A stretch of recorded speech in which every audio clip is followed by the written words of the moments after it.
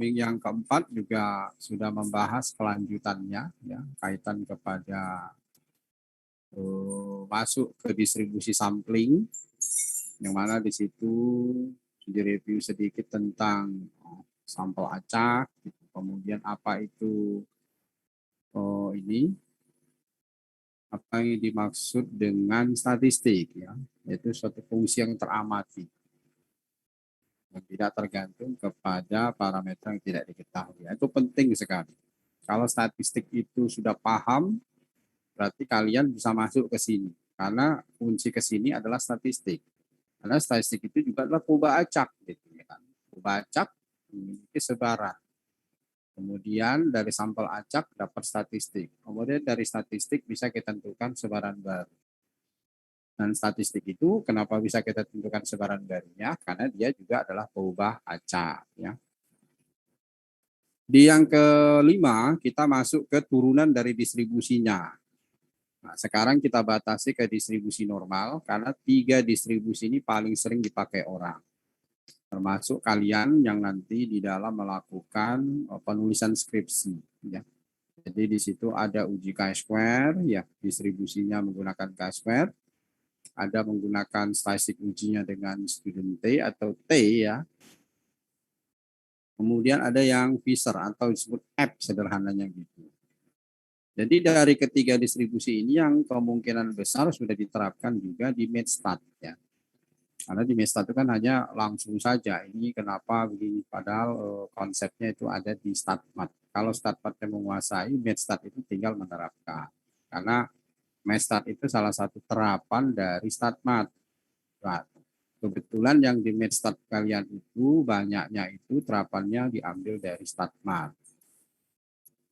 Kemudian dari 3 distribusi ini ringkasnya chi-square itu adalah suatu sebaran yang diperoleh dari normal baku yang dikuadratkan. Jadi normal baku kita sebagai distribusi awal kita bakukan, kemudian kita kuadratkan menjadi chi-square. Chi-square itu suatu distribusi yang tergantung dengan derajat bebas. Semakin tinggi derajat bebasnya, maka titik kritisnya semakin besar. Titik kritis yang semakin besar menghasilkan nilai kesalahan jenis pertama yang semakin kecil. Makanya kalau membandingkan 2 kritikal dari titik kritis chi-square, pasti orang akan memilih titik kritis dengan nilai yang lebih besar dibanding yang lainnya. Tapi terkadang kita tidak bisa melakukan itu semua, ya.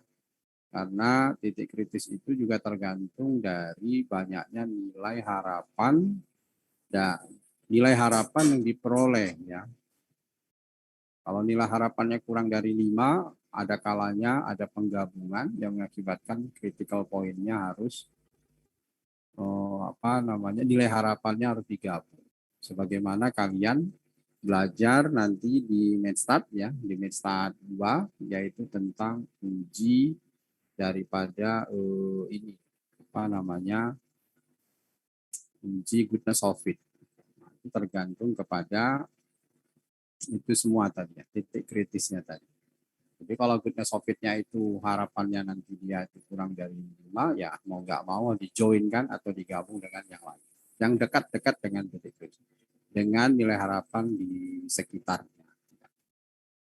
Oke, kemudian ada distribusi T. Ya, distribusi student T atau distribusi T itu singkatnya. Ini juga merupakan suatu perubahan acak yang diperoleh dari rasio normal baku dengan akar dari chi-square dibagi derajat bebasnya.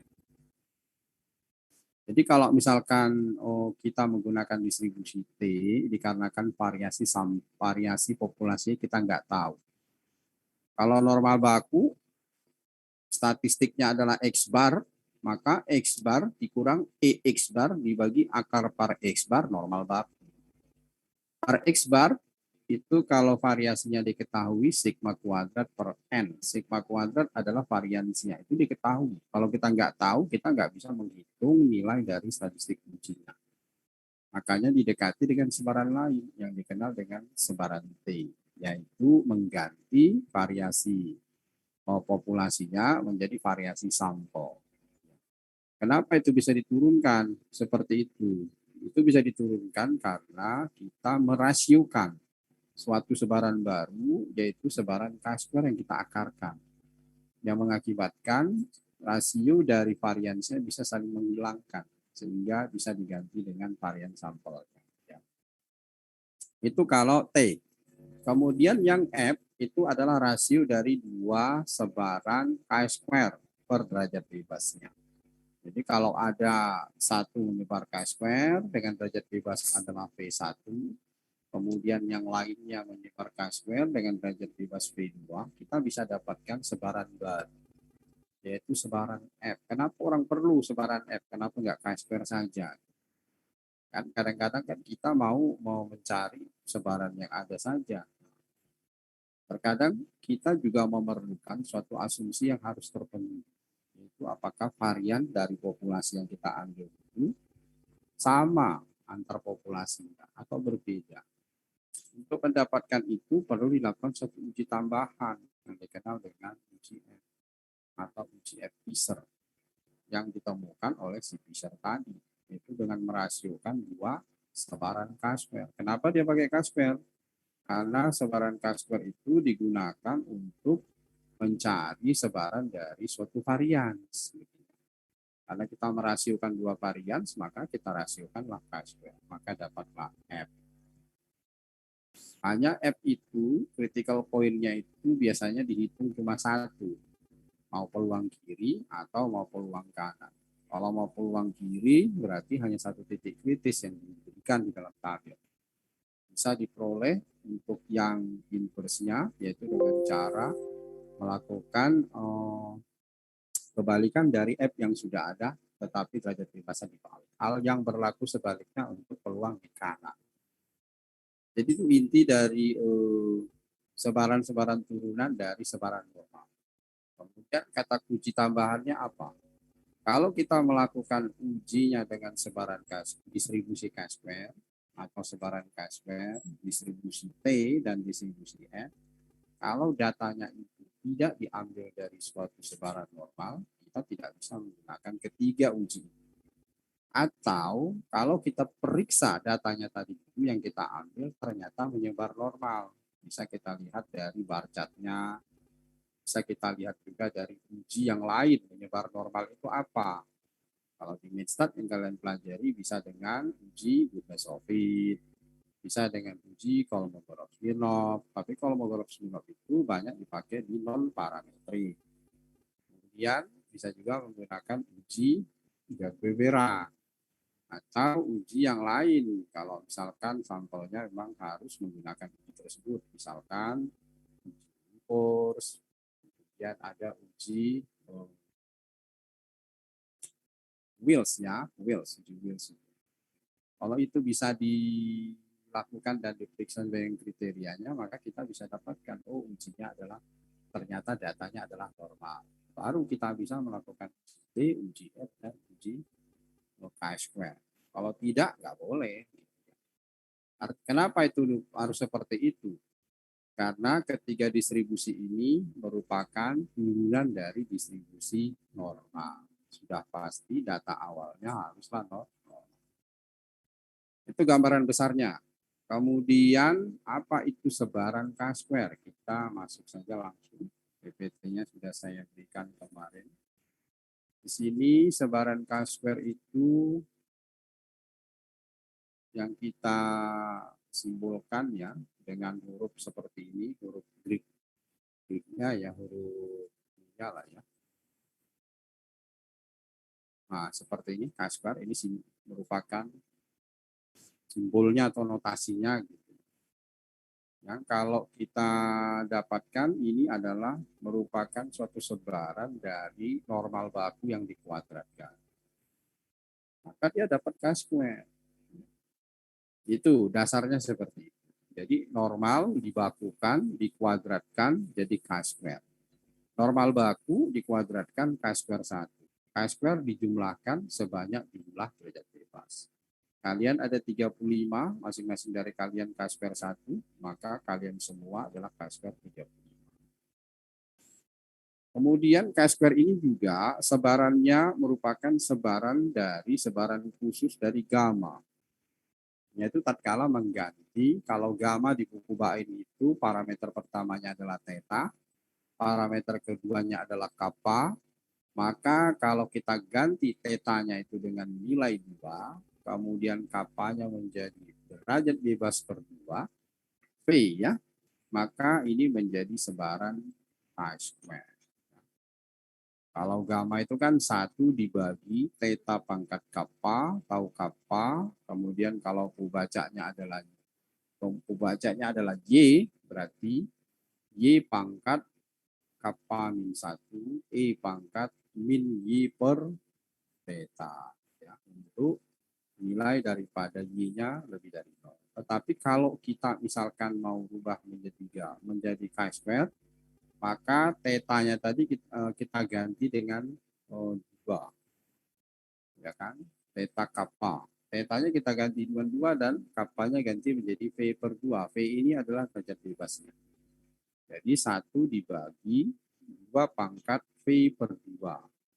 Atau V per 2. Y pangkat V per 2 min 1. E pangkat min Y per 2. Indikator 0 saja Y atau Y-nya lebih dari 0. Dan 0 untuk lainnya. Itu adalah sebaran chi-square. Lantas bagaimana memastikannya supaya itu bisa kita peroleh? Pakai saja MGF-nya. Ini adalah MGF daripada gamma. Gamma itu MGF-nya adalah 1 dibagi 1 per theta T pangkat kappa. Atau kalau di inverse ke atas, 1 minus theta T pangkat min kappa.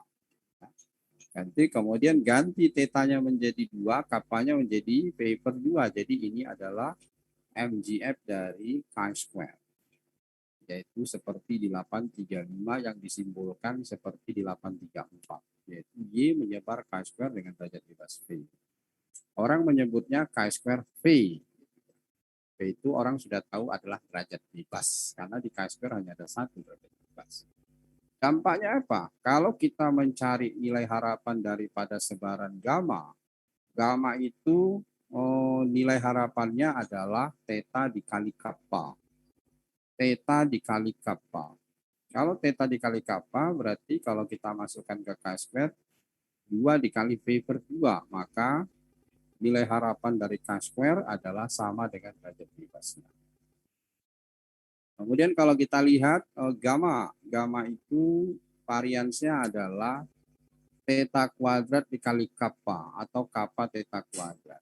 Ganti tetanya menjadi 2 kuadrat, 4. Ganti kappanya V per 2 menjadi 2 kali derajat bebas. Ini adalah varians dari chi-square dengan derajat bebas V. Ya. Jadi minnya sama dengan V, variansnya adalah 2V. Kemudian kalau kita lihat dari nilai harapan atau momen yang ke R-nya, ini bisa diturunkan. Berarti kalian diferensiasi MGT sebanyak R kali. Diferensiasi MGT sebanyak R kali, kemudian dengan mengambil T sama dengan 0, maka diperolehlah di 836. Ini adalah momen ke R dari distribusi chi-square dengan derajat bebas V, yaitu 2 pangkat R tau P per 2 plus R dibagi tau P per 2. Masih ingat kan rumus gamma, tau alfa sama dengan alfa min 1 faktorial. Maka ini P per 2 plus 1 min 1 faktorial. Kalau ini diteruskan, maka bisa saling menghilangkan. Kalau kita ambil min-minnya untuk R yang pertama, ini berarti adalah nilai harapannya. Kalau kita ambil 1, maka 2 pangkat 1. Tau V per 2 plus 1 dibagi tau V per 2. Yang di atas adalah V per 2 tau V per 2. Maka taunya saling habis. 2 dikali V per 2 berarti sama dengan V. Itu ya. Untuk mencari variansinya, cari momen yang kedua. Kemudian momen kedua dikurangi momen pertama dikuadratkan. Momen kedua apa? 2 pangkat 2, 4. Ini berarti plus 2. Berarti V per 2 plus 1 dikali V per 2 atau V per 2. Maka di sini 4 dikali V per 2 plus 1 kali V per 2. Kemudian itu EY kuadrat dikurangi V kuadrat maka dapat 2V. Ya. Itu sekilas dari teorema ini. Kalau kalian nanti coba-coba, silakan karena kalian sudah mempelajari MGF. Jadi ini adalah MGF dari sebaran K² dengan derajat bebas V. Ingat ya. Ada juga yang menyebutnya Y dengan K² V tadi bisa dituliskan dengan gamma 2, V. Tapi umumnya orang jarang menggunakan ini. Biasanya K². Kenapa ini pakai orang? Karena terkadang orang ingin mencari titik kritis gamma. Gamma itu titik kritisnya tidak ada di tabel. Adanya adalah di K². Dengan menggunakan K² derajat bebas tadi, maka titik kritis gamma bisa kita dapat, yaitu melakukan ada relasi antara gamma dengan K². Nah, nanti di sini ada contoh. Kemudian kalau kita lihat di sini, kumulatifnya itu, di sini tadi saya sudah prolog di awal ya. Kalau yang gamma itu kan kita nggak bisa dapatkan. Tapi K² ada, seperti di tabel A4. Ini ada di buku BAI.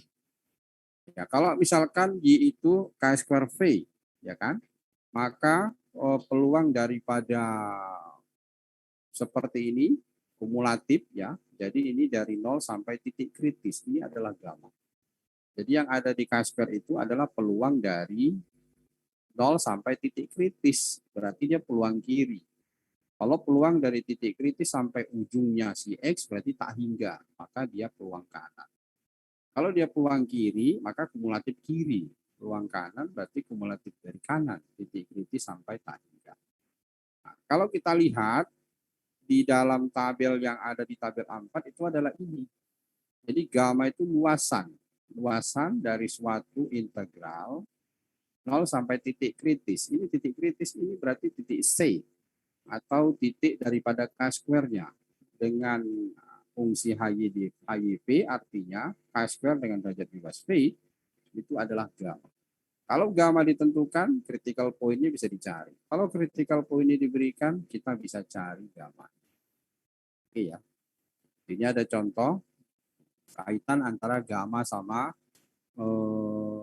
kaitan antara gamma dengan K². Jadi ada teorema, jika X gamma theta kappa, maka Y 2X per theta adalah K² 2K. Kenapa bisa dapat begini? Karena kalian ganti saja MYT, tadi ada ini apa? Nah, ini ada.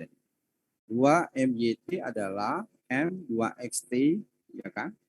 Maka ini berarti ekspektasi dari E eksponensial TY. Y-nya ganti dengan 2X per theta.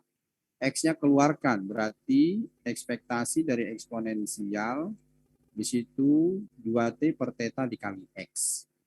Ya kan? 2T per theta dikali X berarti adalah MX 2T per theta. X adalah sebaran gamma.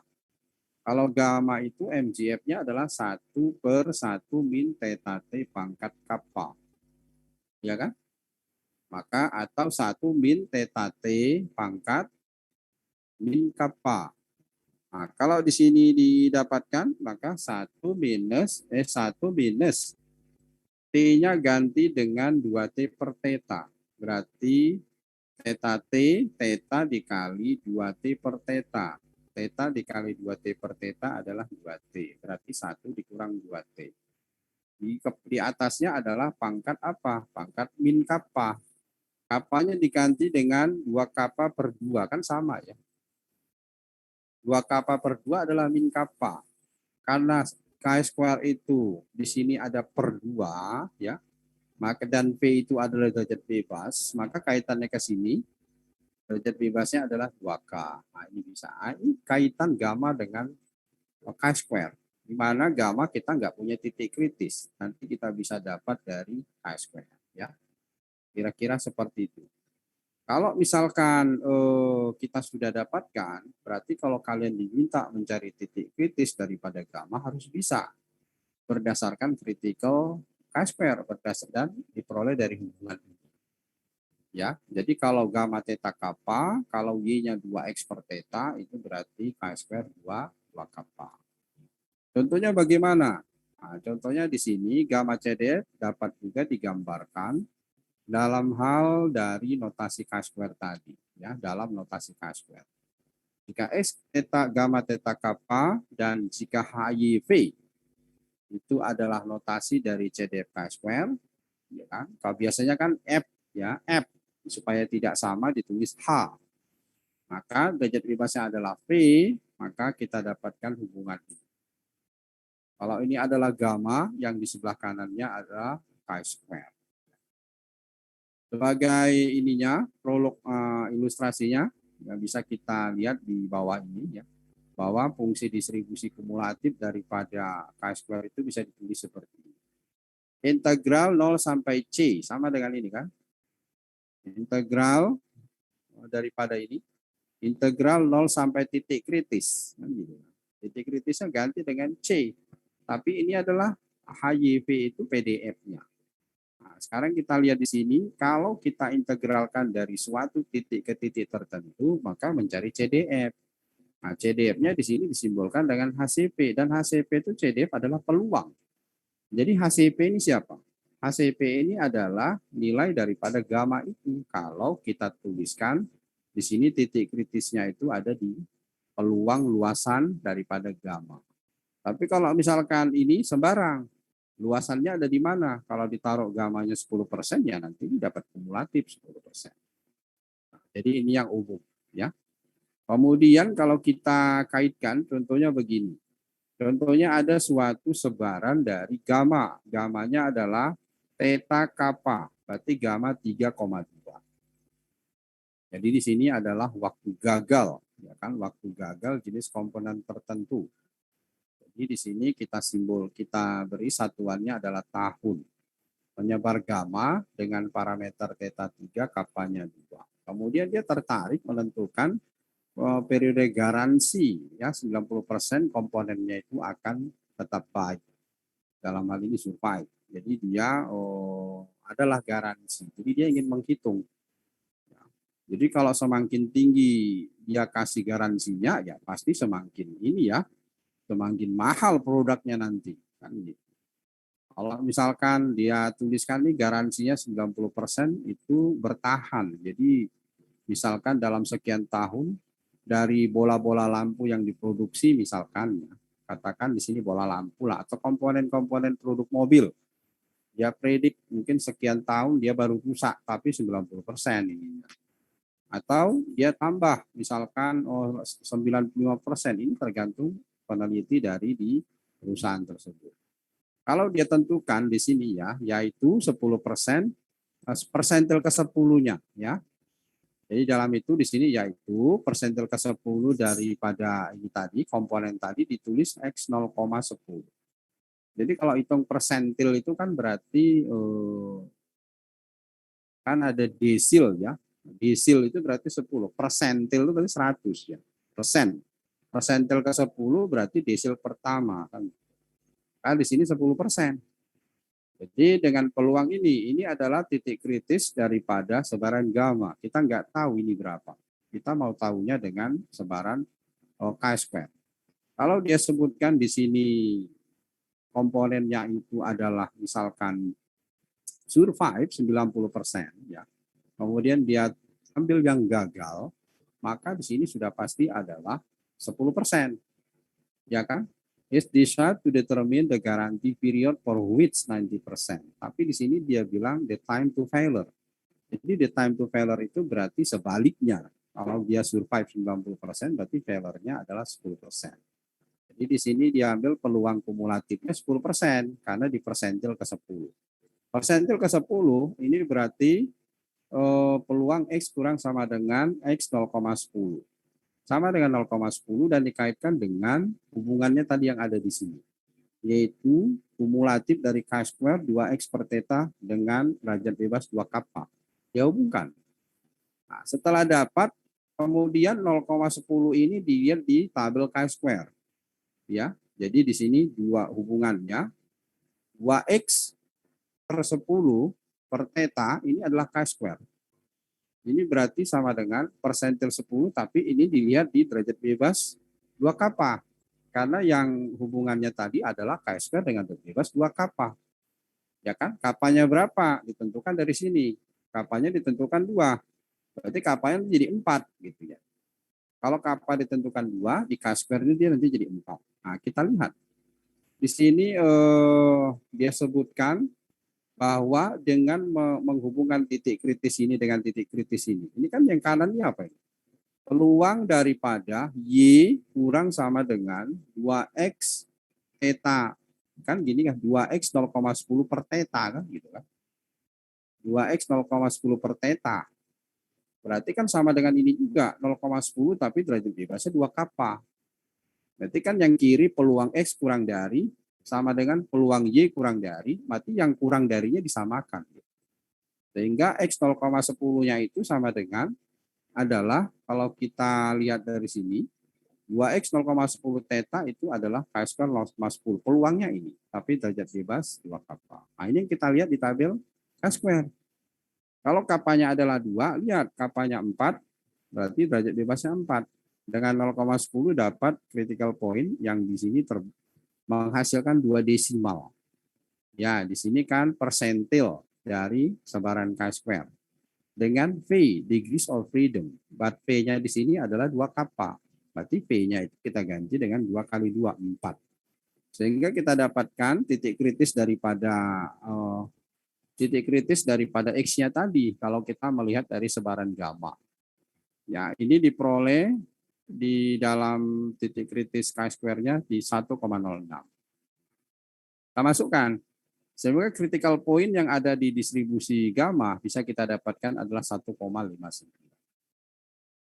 Jadi produk-produk ini ya, Euler insert ini tadi, dalam hal ini dengan kesalahan kesalahannya itu adalah di persentil yang ke-10, artinya di alfa yang 0,10 karena survive-nya 90%, itu ada di titik 1,59 tahun.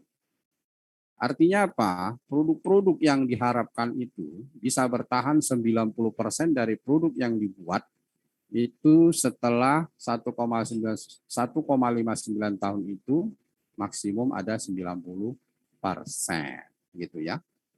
Bisa dipahami? Bisa? Jadi kalau misalkan kalian diminta mencari titik kritis dari sebaran gamma tapi dihitung dari K-square. Karena kalau kalian cari dengan gamma, gimana caranya? Integral 0 sampai X 0,10. Masukin sebaran gamanya apa? 1 per theta pangkat 2 tau 2. X pangkat 2 min 1 E min X per 3 DX. Susah juga kan? Sama dengan 0,10. Cari integral gitu. Kalau dengan Excel mungkin bisa ya, inverse gamma atau gamma inverse kan gitu kan.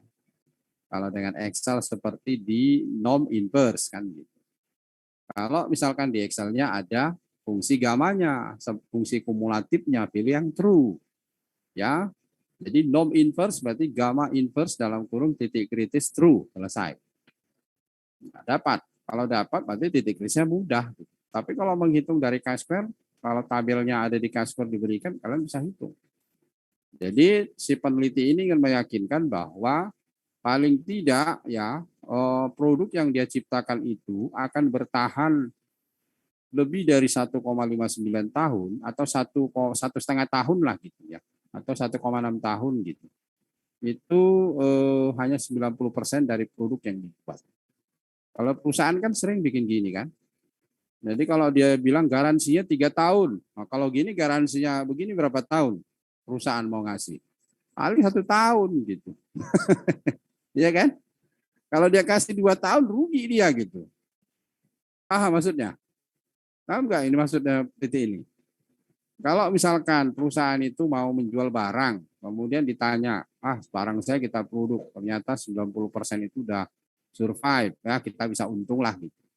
Tapi dia mau mengasih 3 tahun, ya bangkrut gitu. Banyak kan komplain, ganti kan garansi gitu kan. Biasanya dia ngasih 1 tahun atau 1,5 tahun lah gitu. Sama kayak produk TV, garansi 10 tahun. Dia udah coba itu dengan perhitungan statistik gitu. Bahwa titik kritis yang dia peroleh itu mungkin 12 tahun gitu. Atau 11 tahun. Kan dia tidak mau melewati titik kritis maksimum kan. Perusahaan kan pasti punya harga bagaimana barangnya itu bertahan setelah waktu itu, ya udah lewat masa garansi, jadi nggak bisa ditukar. Paham ya maksudnya ya? Ada yang mau ditanyakan untuk perubahan data ini dari sebaran chi-square ke gamma? Titik kritis? Bisa? Ada yang mau ditanyakan gimana ini? Sudah paham, Pak. Oke ya, kita lanjut. Kemudian kita lihat ini tadi kalau kenapa ini berbeda ya. Di sini kan dia nilainya itu tidak ini ya. Tidak 0,10 tapi 0, ini karena desimal saja. Makanya di sini saya taruh. Di sini desimalnya 2. Kalau desimalnya dipanjangin ini dapat nilainya adalah 0,10 ya. Oke. Kemudian kaitannya lagi kepada distribusi chi-square tadi. Kalau kita memiliki setiap oba acak itu menyebar chi-square dengan derajat bebas tertentu, dengan catatan antar oba acak itu independen, ya, atau dengan kata lain dia adalah sampel acak, maka oba acak yang baru tadi akan menyebar chi-square juga, tapi derajat bebasnya ditambah atau dijumlah. Misalkan kalian itu ada 35. Setiap kalian menyebar chi-square 2. Maka kalian semuanya saling independen. Chi-square kalian semua kalau saya jumlahkan sebarannya apa? Ya sebaran 2 kali 35, chi-square 70. Kalau misalkan di sini Ramadan chi-square 3, Erni chi-square 1, dijumlahkan ya chi-square 4 gitu. Jadi derajat bebasnya belum tentu sama, yang pasti dijumlahkan sebagai sebaran dari pembaca yang lain. Kalau dijumlahkan, itulah enaknya chi-square itu. Makanya orang banyak mengarahkan ke sana. Ya. Sebaran chi-square ini dikenal dengan sebaran varians, ya, karena nanti digunakan untuk melakukan uji varians, ya, satu populasi. Kemudian kalau dilihat dari proofnya, maka bisa kita lihat di sini MJT-nya itu, kalau kita lihat jumlahannya, ini adalah E pangkat TY kan gitu kan, MPT, E pangkat TV, E pangkat TV ekspektasi maksudnya, ekspektasi eksponensial TV.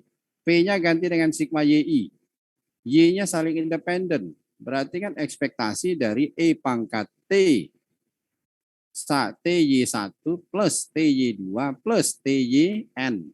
Karena independen, ekspektasi itu saling produk apa namanya ya? Produk dari marginalnya. Jadi ekspektasi eksponensial TY1 kali ekspektasi eksponensial TY2 dan seterusnya. Masing-masing ekspektasi tadi adalah chi-square PI. Berarti yang pertama chi-square P1, yang kedua chi-square P2, maka dijumlahkan P1 plus P2 maka chi-square daripada sigma PI. Ini ya. Oke, berarti ini adalah sebaran chi-square dengan derajat bebas sigma PI. Kenapa kita tahu ini chi-square? Ininya 2. Ini per 2, maka yang di atasnya menjadi derajat bebas. Ada yang mau ditanyakan? Nah, kemudian tadi disebutkan bahwa normal baku kalau di-squarekan, dia menjadi chi-square 1. Nah, cara membuktikannya seperti ini. Z itu adalah baca normal baku. Dikuadratkan chi-square 1. Maka kita tulis MY, katakan Y itu adalah Z kuadrat. MYT sama dengan ekspektasi eksponensial TY. Y-nya ganti dengan Z kuadrat. Ekspektasi eksponensial TZ kuadrat. Z kuadrat normal baku adalah PDF-nya seperakar 2pi E bin setengah Z kuadrat. Kita dapat PDF normal baku. Kita masukkan. Maka di sini ini ada yang kepotong ini ya. Ini sebenarnya di atas ini ada ini kepotong ini ya. Ini yang baris kedua ini kepotong. Nah, kalau kita lihat ini adalah normal baku. Ya, normal baku itu berarti ini kalau kita tuliskan integral minta hingga tak hingga E pangkat PZ kuadrat dikali, itu maksudnya ini ada yang kelewat kepotong. Dikali seperakar 2pi E pangkat min setengah Z kuadrat DZ. Ya kan? Digabung TZ kuadratnya dengan min setengah Z kuadrat, maka diperoleh min Z kuadrat 1 kurang 2T per 2. Ya kan? Kalau kita ini kan jadi seperti ini.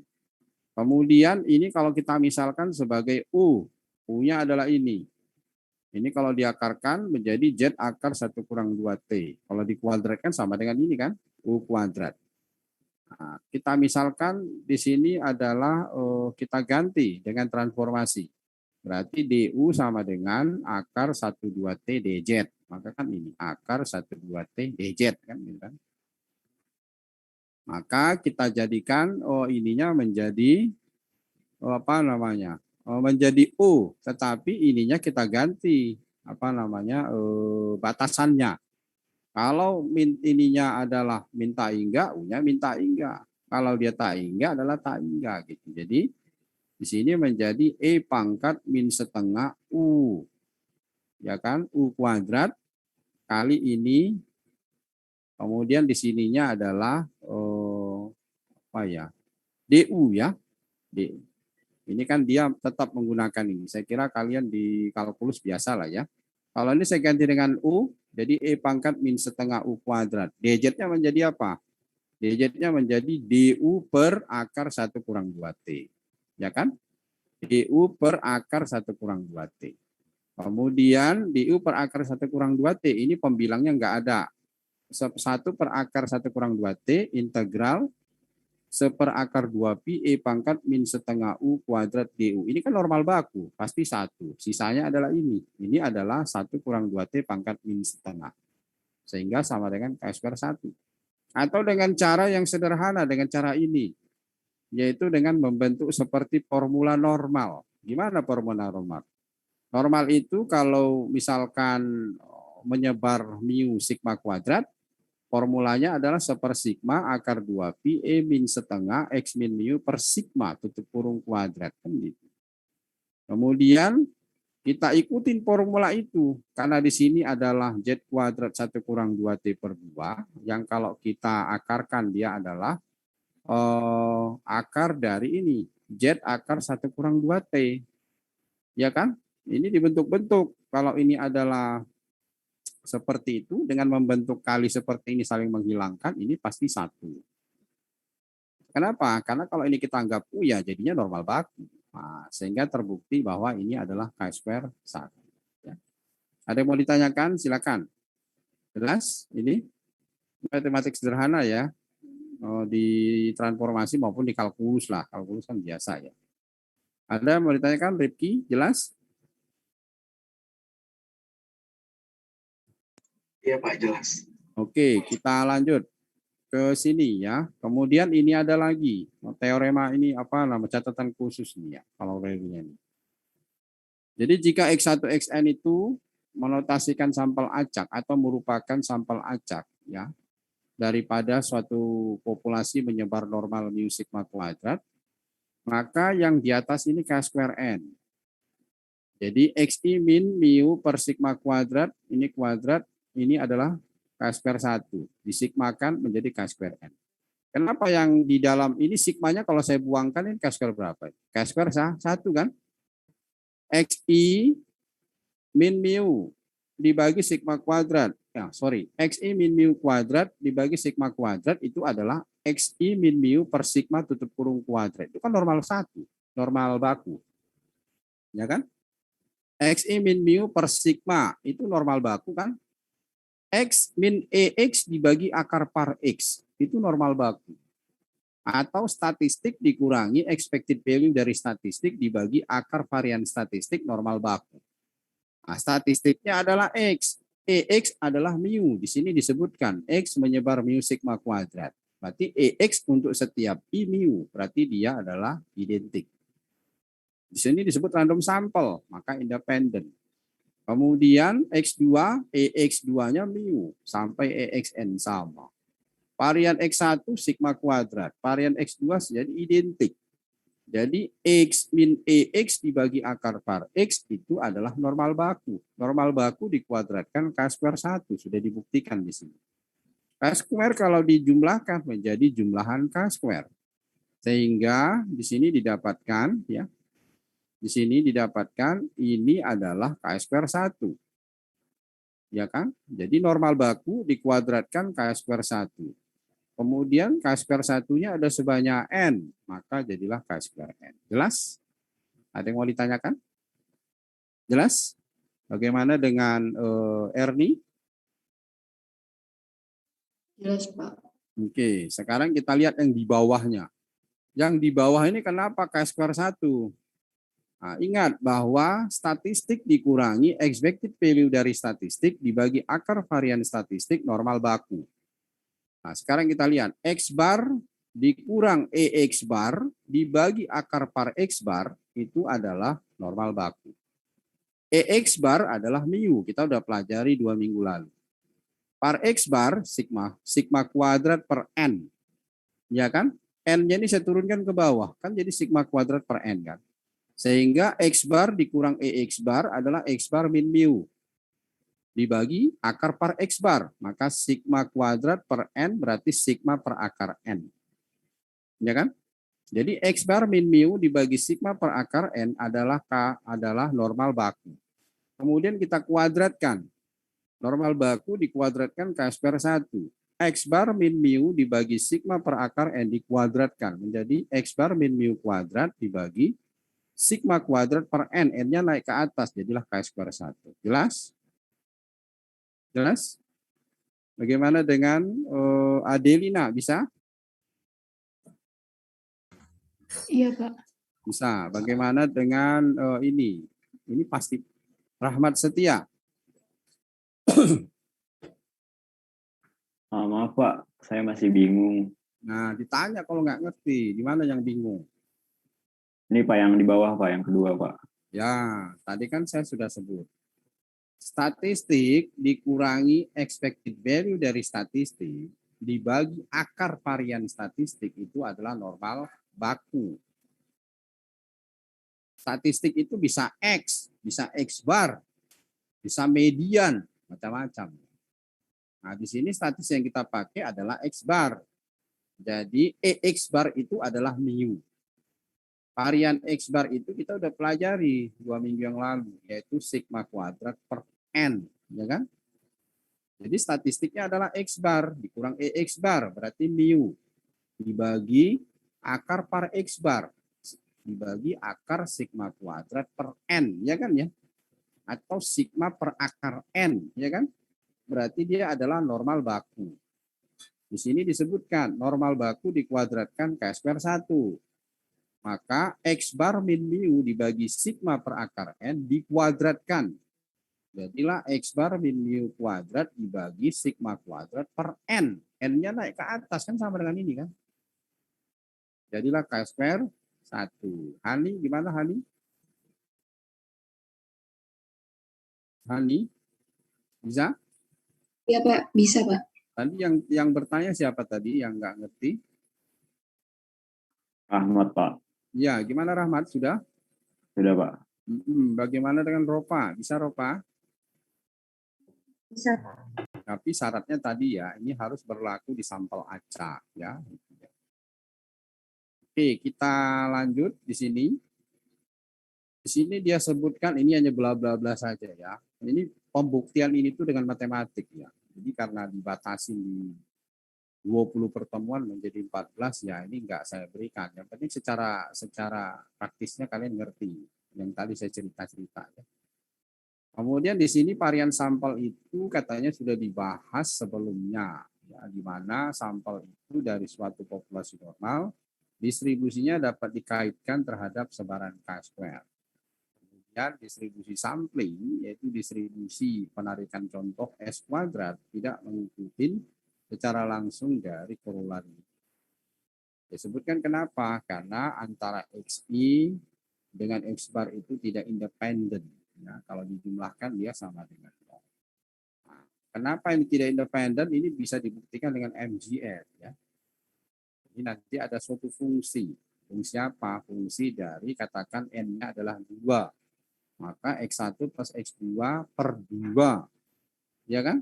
Kalau XI-nya adalah 1, maka X1 dikurang, buka kurung, X1 tambah X2 per 2. Kalau N-nya 2.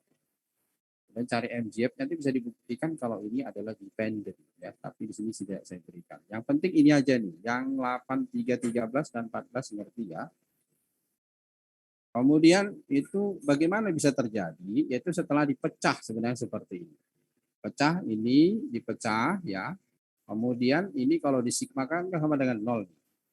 Ya, ini X bar skalar, mu skalar. Kemudian sigmanya masuk. Ini juga udah dia tulis. Ini min ini adalah 0. Ini 0. Akibatnya apa? Sisanya ini. Ini K square N. Ya kan? Kita udah tahu ini K square N.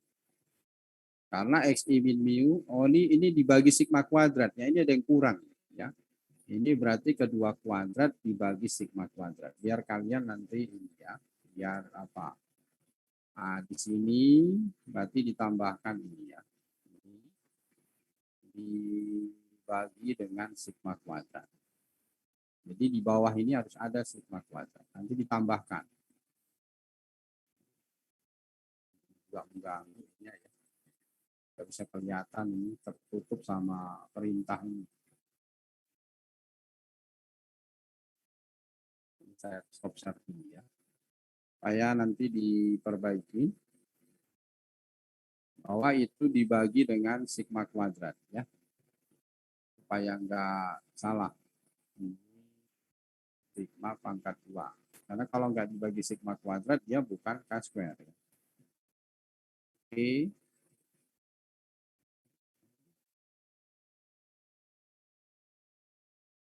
Atau ininya di luar saja lah. Seper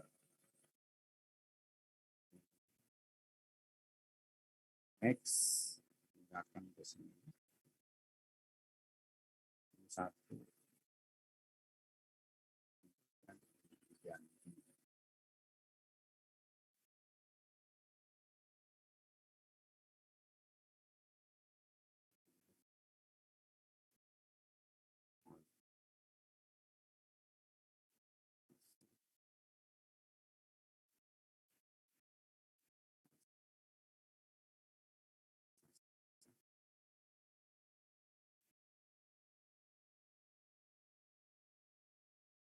Ya, ini saya save dulu.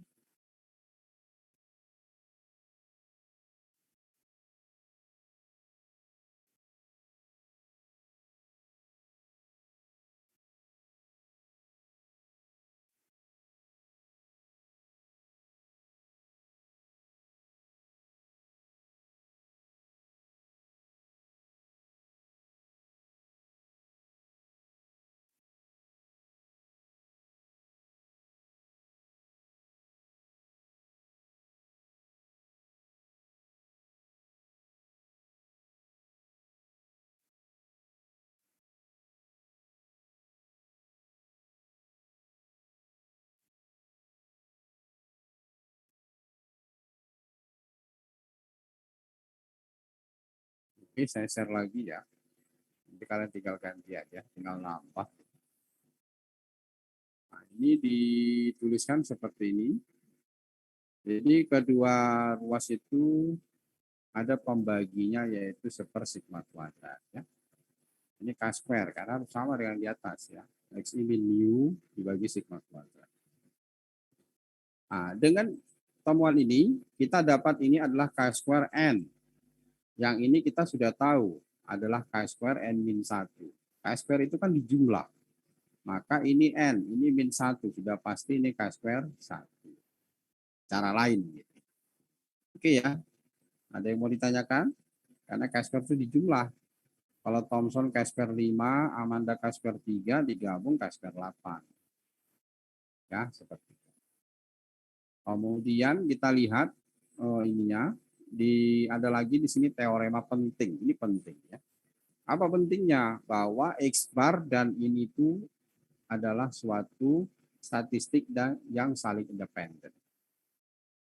X bar dan XI min X bar itu independen. Ini bisa dibuktikan. Yang tadi juga dengan MGF. Ambil N-nya 2. Maka X-nya ada 2. X1 dan X2. Maka X barnya X1 plus X2 per 2. Selesai. XI min X barnya. Berarti XI min, buka kurung, X1 plus X2 per 2. Untuk X1, maka X bar ini berarti X1 plus X2 per 2 dikaitkan dengan X1 dikurang, buka kurung, X1 plus X2 per 2. Dapat MGF-nya, independen. Kemudian untuk yang X2, X bar, X1 plus X2 per 2, yang kanannya X2 dikurang buka kurung, X1 plus X2 per 2. Dapat MJ-nya independen. Nah, itu bisa dibuktikan. Nanti kalian cari lah ya. Kemudian ini juga bisa independen. Gimana caranya? Yaitu hubungan yang ini tadi. Ya, X bar min mu per sigma kuadrat. Ini bisa dimasukkan. X bar itu apa? X bar itu kalau untuk N-nya adalah 2, maka X1 plus X2 per 2. Kan gitu kan? X1 plus X2 per 2. Kemudian ini dikurang mu, maka 2-nya masuk ke sini per 2. Nanti sederhanakan ini adalah independen. Macam mana mendapatkan independen? Produk MGF sama dengan join-nya. MX1 kali MX1T kali MX2T, kalau independen berarti MX1T1 dikali MX2T2. Kalau dia independen, pasti sama dengan MX1X2 T1T2. Membuktikan yang ini adalah seperti itu. Dan yang terakhir, ini sudah kita jawab tadi di atas. Ini juga bisa dibuktikan dengan MGF yang ini tadi. Ya.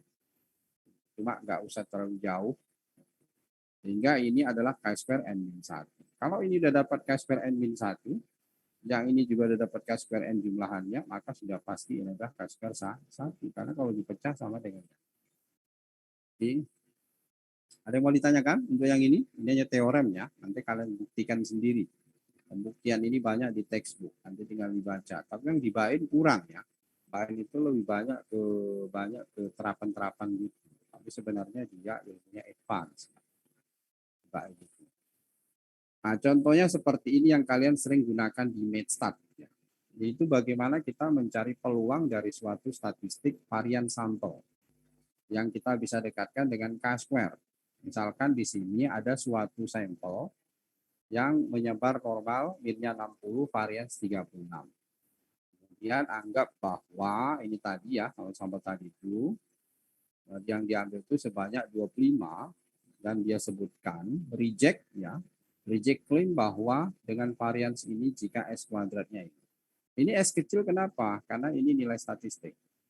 Sementara di sini S besar ini adalah coba acak atau statistik ujinya itu ya. Ingat di MedStat saya sudah buat statistik uji dengan huruf besar, nilainya dengan huruf kecil. Jadi kalau peluang S kuadrat lebih besar dari 54,63 karena ini varian sampel itu adalah sebaran K-square. Maka bisa kita tetapkan N-1 S kuadrat per sigma kuadrat. Kita buat seperti yang ada di atas ini. Ya, ini. Kita bentuk seperti ini. Sehingga sisi kiri dikalikan dengan N-1 dibagi sigma kuadrat, sisi kanan juga begitu. Sehingga dengan N25 dapatlah ini. Setelah dapat yang di kanan berarti 54,63 dikali 20 berapa ini? Dikali 24 dibagi dengan variansnya adalah 36. Dapat 36,42. Ya, jadi 24 dikalikan dengan ini dibagi 36 dapatnya 36,42 ya. Sehingga ini bisa kita lihat menjadi suatu statistik K-square. Jadi 24S kuadrat per 36 ini bisa diganti dengan K-square dalam K-square ya, K-square notasi K-square. Kemudian derajat bebasnya ditulis 24. Jadi peluang K-square DF-nya 24 lebih besar dari 36,42. K-square yang ada di buku Bain adalah K-square kumulatif kiri. Jadi 1 dikurang peluang K-square derajat bebas 24 kurang dari 36,42. Kalian lihat 36,42 di sini ada di mana? Kalian lihat dengan derajat bebas 24 ada di 0,9. Ya kan? Sehingga 1 dikurang 0,95 adalah 0,0. Jelas? Ada yang mau ditanyakan? Fungsinya tadi, kenapa kalian mencari K-square tadi? Karena kalian pasti akan menghitung peluang. Peluang kaitannya kepada apa? Apabila kalian melakukan suatu uji statistik varians. Bagaimana kita bisa mereject? Maka kita harus tahu fungsi distribusi apa yang dipakai. Fungsi distribusi K-square. Ya kan? Kalau udah dapat fungsi distribusi K-square, berarti titik kritis yang kita hitung dari data sampel ada di mana? Di sini titik kritisnya adalah 36,42. Ya kan? Titik kritis 36,42 yang kita peroleh dari data sampel, kita bandingkan dengan titik kritis K-square. Gitu ya. Kalau yang ini, Kalau yang ini kita hanya menghitung peluang. Peluang dari suatu nilai statistik S kuadrat.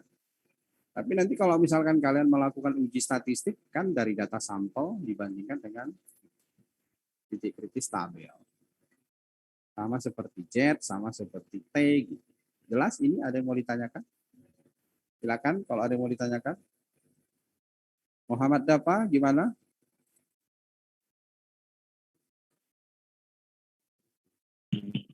Lumayan paham, Pak. Lumayan paham. Gimana Amanda? Lumayan paham, Pak. Lumayannya di mana? Lumayan paham berarti mudah-mudahan semakin paham untuk dibaca lagi ya. Pandia, gimana Pandia? Sama Pak, lumayan paham. Kita lihat nanti dibaca lagi. Jadi kalau kita mau mencari peluang dari suatu sebaran yang ada titik kritisnya, yang pertama kalian lihat adalah derajat bebasnya. Jadi kalau ada sebaran yang memiliki derajat bebas dengan titik kritis, yang pertama kalian lihat adalah derajat bebasnya. Karena derajat bebasnya lah yang menentukan titik kritis. Ya. Jadi kalau titik kritisnya itu kalau kita langsung mencari nilai, salah. Cari titik kritis, cari derajat bebasnya di berapa. Karena di derajat bebas tersebut banyak titik kritis, tergantung luasan kurvanya. Oke ya, kalau kurvanya cuma 5%, maka kita cari derajat bebas di luasan kurva 5%, dapat titik kritis. Nah, kalau di sini berarti 13,4. Ya. Oke, kalau nggak ada yang ditanyakan, kita lanjut ke sebaran T. Sambil jalan, kalian rekap untuk upload di pertemuan ini sampai ke distribusi F. Ya. Apa yang kalian ketahui dari normal baku ke K-square, normal baku ke T, dan normal baku ke F. Kalian buat cukup satu lembar. Ya. Jadi apa yang sebagai presensi di siang ini supaya nanti waktu nge-proof sebelum jamnya sudah bisa dikirimkan ya, di-upload ya, di-upload. Oke, kita lanjut ke T. Nanti K-square kalian saling meringkas sambil meringkas selembar kertas di K-square tadi. Kemudian nanti di stage dulu. Oke, kita lihat di sini sebaran T. Sebaran T itu adalah rasio dari normal baku dibagi akar K-square per derajat bebas. Sejarahnya kenapa dibuat? Karena saat kita melakukan suatu perhitungan peluang, kita tidak mengetahui nilai variansinya. Karena nilai variansinya kita nggak tahu, sudah pasti nilai statistik ujinya kita nggak bisa peroleh. Karena ada parameter yang kita nggak tahu.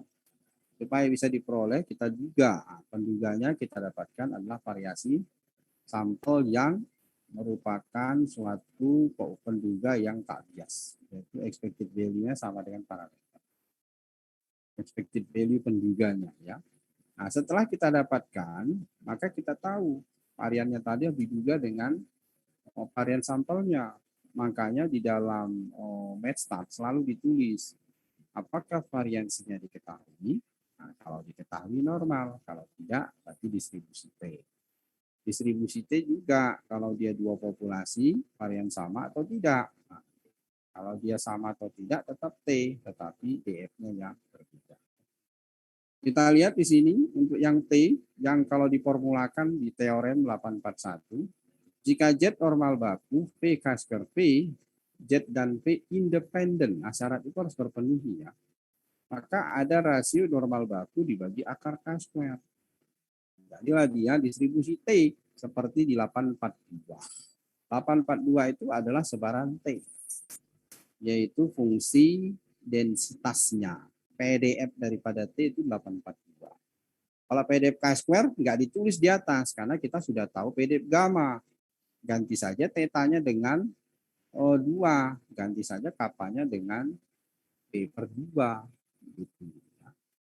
Otomatis PDF daripada K-square dapat karena cuma mengganti parameter daripada PDF gamma. Kalau sekarang kan kita nggak tahu nih PDF T, makanya diturunkan sehingga diperoleh seperti 842. Bagaimana mencari 842 itu? Kalian bisa membuat counterpartnya si T, katakan U. Misalkan U-nya adalah Z, maka kalian dapat join T dengan U. Kan gitu kan. U sama dengan Z, berarti DU per DZ sama dengan 1. Sementara DU per DP-nya 0, karena di situ tidak ada V, adanya Z. Kemudian DT per DZ apa? Seper V per V kecil, derajat bebasnya. Terus DT per DV, berarti P per P-nya itu pangkat min setengah. Berarti apa itu? Min setengah Z pangkat P pangkat per V kecil, ya, atau V kecilnya saya ganti dengan DF lah. V besar dibagi DF pangkatnya min setengah dikurang setengah min 3/2. Maka kalian cari Jacobiannya, dapatlah join dari T dan U. Setelah dapat join T dan U, karena kita hanya butuh T, integralkan terhadap U. U itu tadi sama dengan Z, karena Z normal baku batasannya minta hingga tak hingga, berarti U juga batasannya minta hingga tak hingga. Sehingga FTT itu berarti apa? Integral minta hingga tak hingga FTU di BU. Maka ketemulah di 842. Dan kalian boleh cari. Ada yang mau ditanyakan? Saya cerita itu, saya tidak minta kalian mencari ini ya. Tetapi saya minta kalian nanti latihan di rumah seperti yang tadi saya sebutkan. Ya kan? Katakan U-nya adalah Z. Ya kan? Z dan V kan independen. Ya kan? Berarti kalian bisa mencari apa itu?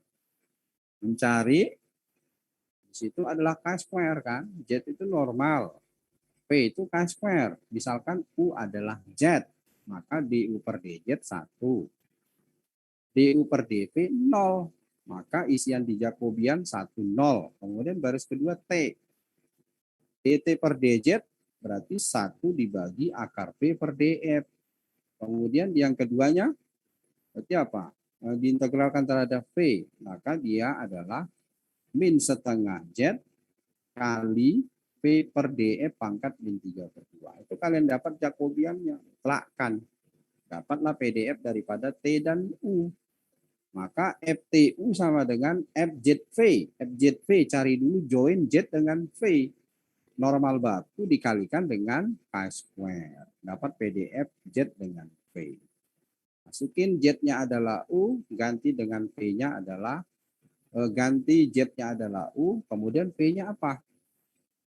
Nah, di situ, kebalik ya, DZ per DU dan D, ya, tadi itu terbalik, sorry, saya ulang ya. T sama dengan Z per akar V dibagi DF, karena ini sama hurufnya. V itu DF. Kemudian U sama dengan Z, maka DZ per DU adalah 1. DZ per DT sama dengan 0. Nah, terbalik ya. Kemudian kalian dapatkan akar V sama dengan, akar V per DF sama dengan Z per T. Z-nya ganti dengan U kan, berarti U per T. Kuadratkan keduanya, berarti V per DF sama dengan Z kuadrat per U kuadrat per T kuadrat. Kemudian V besar sama dengan Z kuadrat per U kuadrat per T kuadrat dikali dengan DF. Maka kalian cari DV per DU, DV per DT, dapat Jacobian. Dapatlah FTU. U-nya tadi sama dengan Z. Z batasannya minta hingga tak hingga, maka U-nya juga minta hingga tak hingga. Maka integralkan minta hingga tak hingga dari FTU DU. Kan gitu. Kalian cari dulu yang pertama join dari normal baku dengan V, yaitu F normal baku dikalikan F K-square.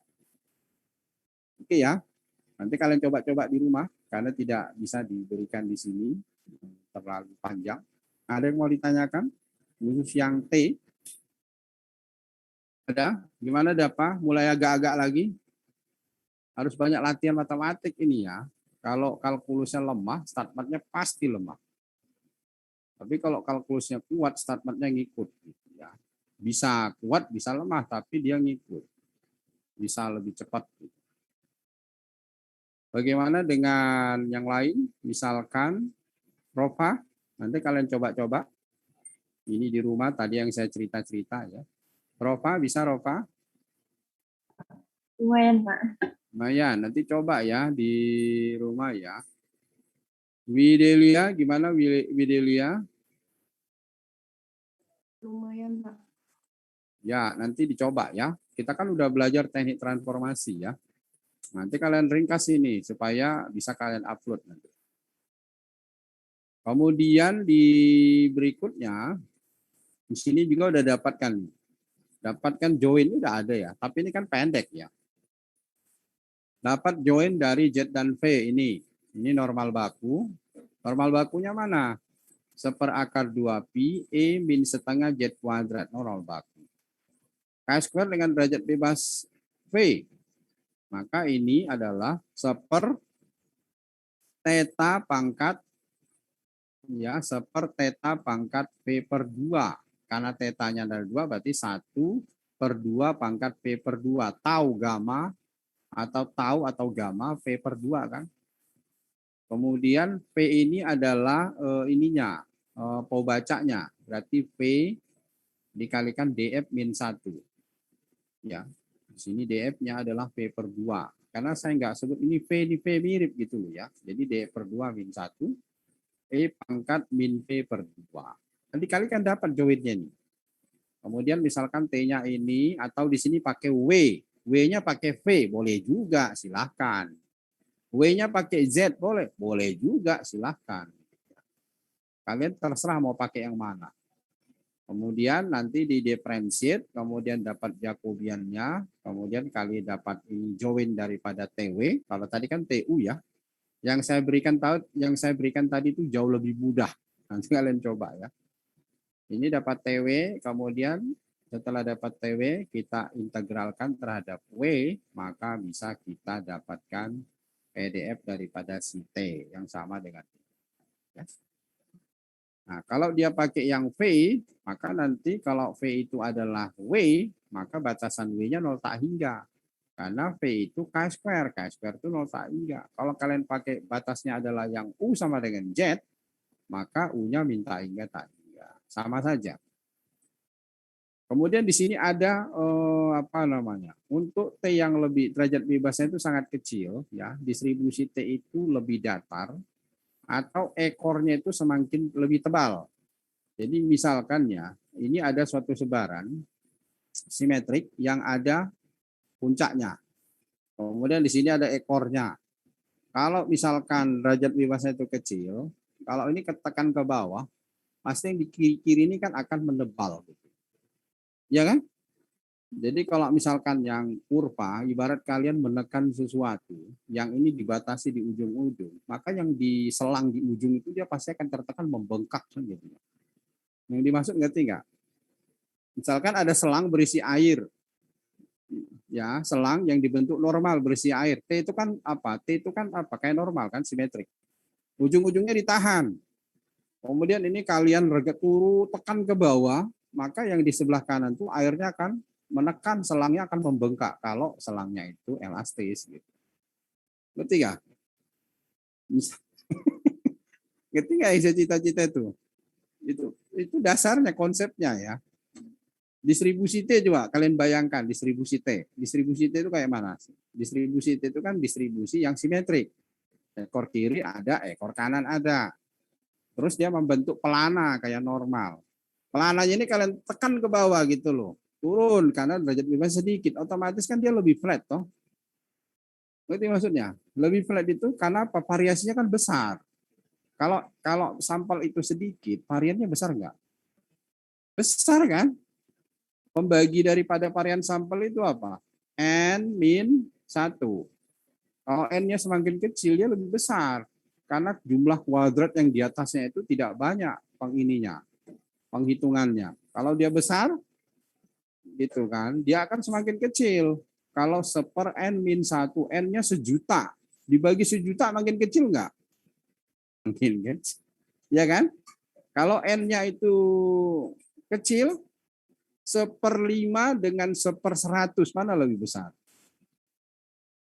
1/5 kan. Jadi kalau dia kecil pasti akan lebih apa? Variannya lebih besar. Varian lebih besar berarti bentuk pelananya tadi itu akan tertekan ke bawah karena dia akan melebar. Enggak? Ibarat kepala kalian ini, kalau kalian tekan, pipi kalian itu kan akan terdorong ke bawah atau ke kiri ke kanan kan? Iya kan ya? Kalau dagunya itu taruh di meja ini digenjot kepalanya begini kan pipinya kan ke itu toh. Ibaratnya itu ekornya kan maka akan membengkak gitu. Sama kayak ini T-nya gitu ya.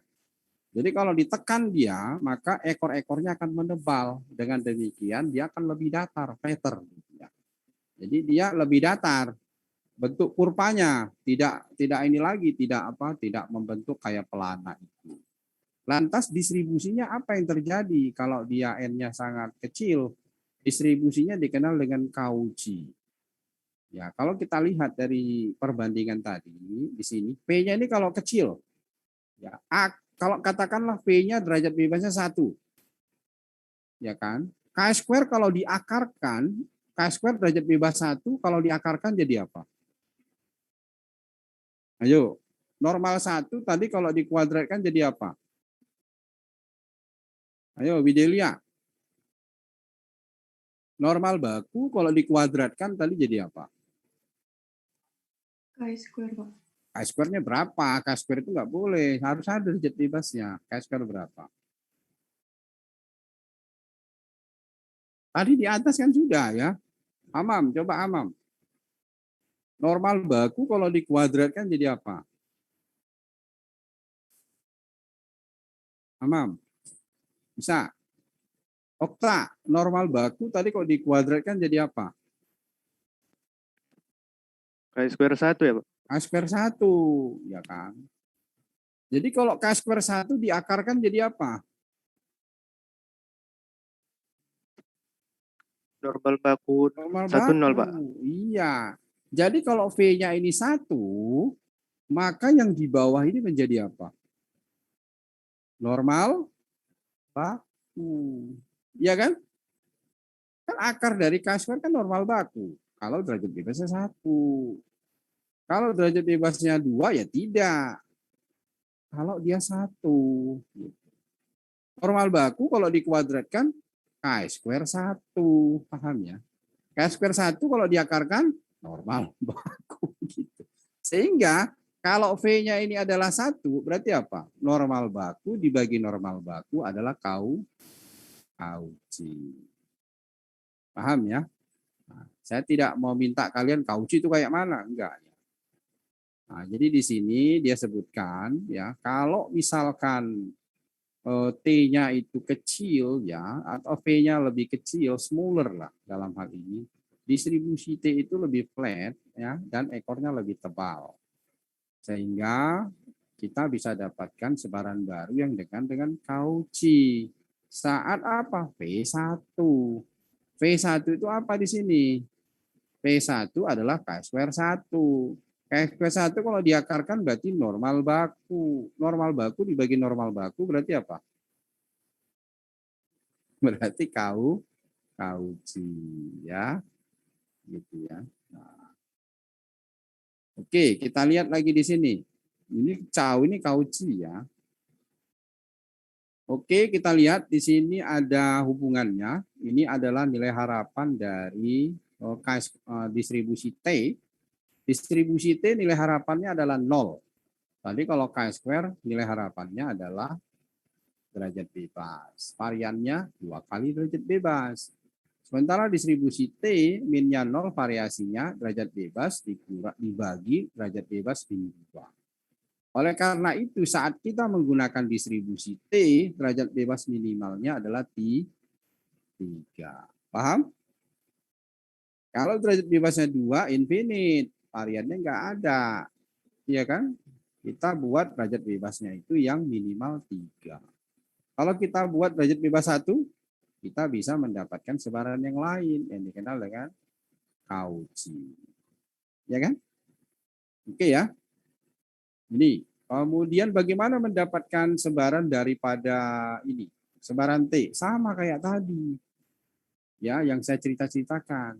Kalau U adalah Z dan kita dapatkan PDFT TU, maka integralkan terhadap U dapat marginal T, dapat sebaran T. Atau di sini misalkan W sama dengan P sama saja. Silahkan mau coba dua-duanya bisa. Kemudian bagaimana dengan ini? Dengan sebaran yang lain. Misalkan ini tadi, ini juga tadi ya. Nah, ini yang kalau kita ini kan. T itu pada saat kapan dipakai? Pada saat varian nggak diketahui. Dasarnya kan ini. Ini tadi. Yaitu K square normal baku dibagi akar K square per derajat bebas. Kita sederhanakan 841 ini menjadi seperti ini. Ini adalah normal baku. Statistik yang kita gunakan adalah X bar. Ya kan? Kalau kita gunakan statistiknya adalah di sini X, boleh nggak? Boleh aja, tapi nanti turunannya jadi beda. Gitu. Bukan TN-1. Jadi kalau ini kita gunakan X bar, ya berarti statistik yang mewakili sampel acak tertentu. X bar min mu. X bar min expected value-nya mu. Dibagi akar varian X bar adalah ini. Ini normal baku kan? Kemudian N-1 S kuadrat per sigma kuadrat. Ini tadi sudah disebutkan K square 1. Nah, K square 1. K square N-1. Nah, K square N-1 itu artinya derajat bebasnya N-1. Nah, kalau dibagi derajat bebasnya sesuai dengan formula ini, maka dia akan menjadi T. Gitu kan. Oleh karena itu, derajat bebas daripada T sama dengan derajat bebas K square-nya. Jadi Tn-1. Ini kalau disederhanakan, N-1 dengan N-1 hilang. S dengan sigma kuadrat, S per sigma. Sigma dengan sigmanya habis, S-nya naik ke atas. Jadilah seperti di 84 dan ya. Makanya ini jadi Tn-1, sigmanya diganti dengan S. Kemudian distribusi yang lain yaitu distribusi F. Nanti kalian buat juga ringkasannya. Ada yang mau ditanyakan yang T silahkan. Putri, Erdi, bisa Erdi? Saya masih bingung yang di slide sebelumnya tadi, Pak. Mana ini? Ini. Ini kah? Iya, itu kenapa yang atas itu kan sebaran normal baku, Pak. Kenapa sebaran normal baku N1, Pak? Ini tuh bukan normal baku, ini T ini. Ini kan S. Ini bukan sigma ini. Yang bawah, Pak. Nah, rumusnya daripada T itu apa? Rumusnya T itu adalah Pauba acak normal baku dibagi akar dari Pauba acak K square dibagi derajat bebasnya. Kan gitu kan? Nah, kalau Pauba acak normal baku kan bisa disimbolkan dengan ini. Ini kan normal baku ini. Misalkan ini Z, ya kan? Normal baku nggak ini? Yang di atas. Normal baku. Jadi Iya, X Pak. bar, nah, kemudian V tadi mau baca K square. Derajat bebasnya adalah V. Saya ganti V-nya dengan N-1. Berarti N-1 S kuadrat per sigma kuadrat ini kan K square N-1 kan yang di atas ini. Yang akar ini kan. Sesuai dengan formula tadi yang ada di sini. Ya. Yang ada di sini. Ya. Tadi mana itu? K square. Nih. Ini kan sudah disebutkan ini. Ini kan. Ini yang ini ya. Yang ini N-1 S kuadrat per sigma kuadrat kan K square N-1. Ya kan? P-nya ganti dengan N-1. Maka pembagi daripada ini, P-nya ini ganti dengan N-1. Itu ya. Maka kita dapatkanlah Baik, Pak. ini. Terima kasih. Ya, kita dapatkan ini. Sehingga kalau kita bagi-bagi ini, bagi ini kan jadinya yang di atas ini. Ya. Jadi ini TN-1. Ini sederhana dari yang di bawah ini. Yang lengkapnya yang di bawah. Tapi kan ngapain ditulis ini sama ini saling menghilangkan. Ini sama ini saling menghilangkan. Kan 2 kali kerjaan. Ganti saja sigmanya dengan S setelah disederhanakan. Seperti 846. Gimana Erni bisa? Bisa, Bisa Pak. Erni? Terima kasih Oke. banyak, Pak. Ya, bagaimana dengan Rizky? Sah Putra. Bisa Rizky? Ya, lumayan Pak, lumayan paham. Nanti dibaca lagi ya Rizky ya. Ya, kita lanjut ke distribusi F, distribusi terakhir.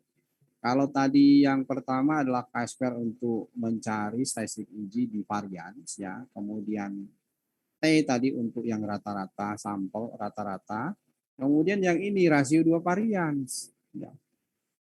Jadi kalian jangan dibingungkan dengan P1, P2. P1, P2 ini terserah derajat bebasnya berapa. Bisa saja N1 min 1. Bisa saja N. Kan gitu kan. Sementara yang kita tahu dari varian sampel adalah N-1 per S, N-1 S kuadrat per sigma kuadrat, K square N-1. Ya pakai itu aja. Mengembangkan ini gitu ya. Kalau nanti mengembangkan dengan K square N boleh, silahkan. Gitu ya. Nah, sekarang ini P1, P2. Ini K square P1, K square P2. Maka mau baca P1, K square-nya derajat bebas P1. Mau baca V2, K square-nya dengan P2. Nah, ini kalian juga bisa menggunakan mau baca lain counterpart si X. Misalkan si Y. Y sama dengan P1. Maka V2-nya adalah sama dengan, nah ini kalian pindahkan ke sini. Berarti Y per P1 dibagi X per P2. Kan gitu kan? Dapatlah P2 kan? Sementara Y adalah P1 atau P1 sama dengan Y. Maka dP1 per DY, dP1 per DX, dP2 per DY, dP2 per DX. Dapat Jacobian cari determinan. Kemudian dimutlakkan dapat join X dengan Y. Sebelum mendapat join X dengan Y, cari dulu join P1, P2. K square dikali K square, kan independen. Kemudian dengan join tadi dapat join XY, karena kita hanya butuh X, integralkan terhadap Y. Jadi integral Fxy dy. Maka dapat pembaca PDF dari pembaca si X, yaitu pembaca dengan PDF ini. Ya. Ini adalah PDF daripada distribusi M. Ya, Snedeker's F distribution. Ada yang menyebutnya Fisher, ya. Jadi distribusi F seperti itu. F itu tergantung apa? Berarti derajat bebas pembilang dengan derajat bebas penyebut. Ya.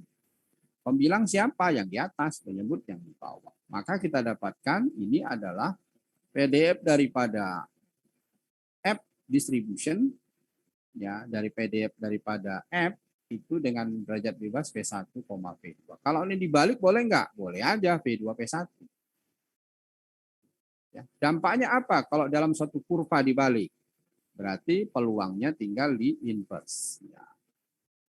Oke, kalau kita lihat di sini, ini adalah gambaran daripada K square, derajat bebasnya disederhanakan. Kemudian ini adalah Fn1 min 1, N2 min 1.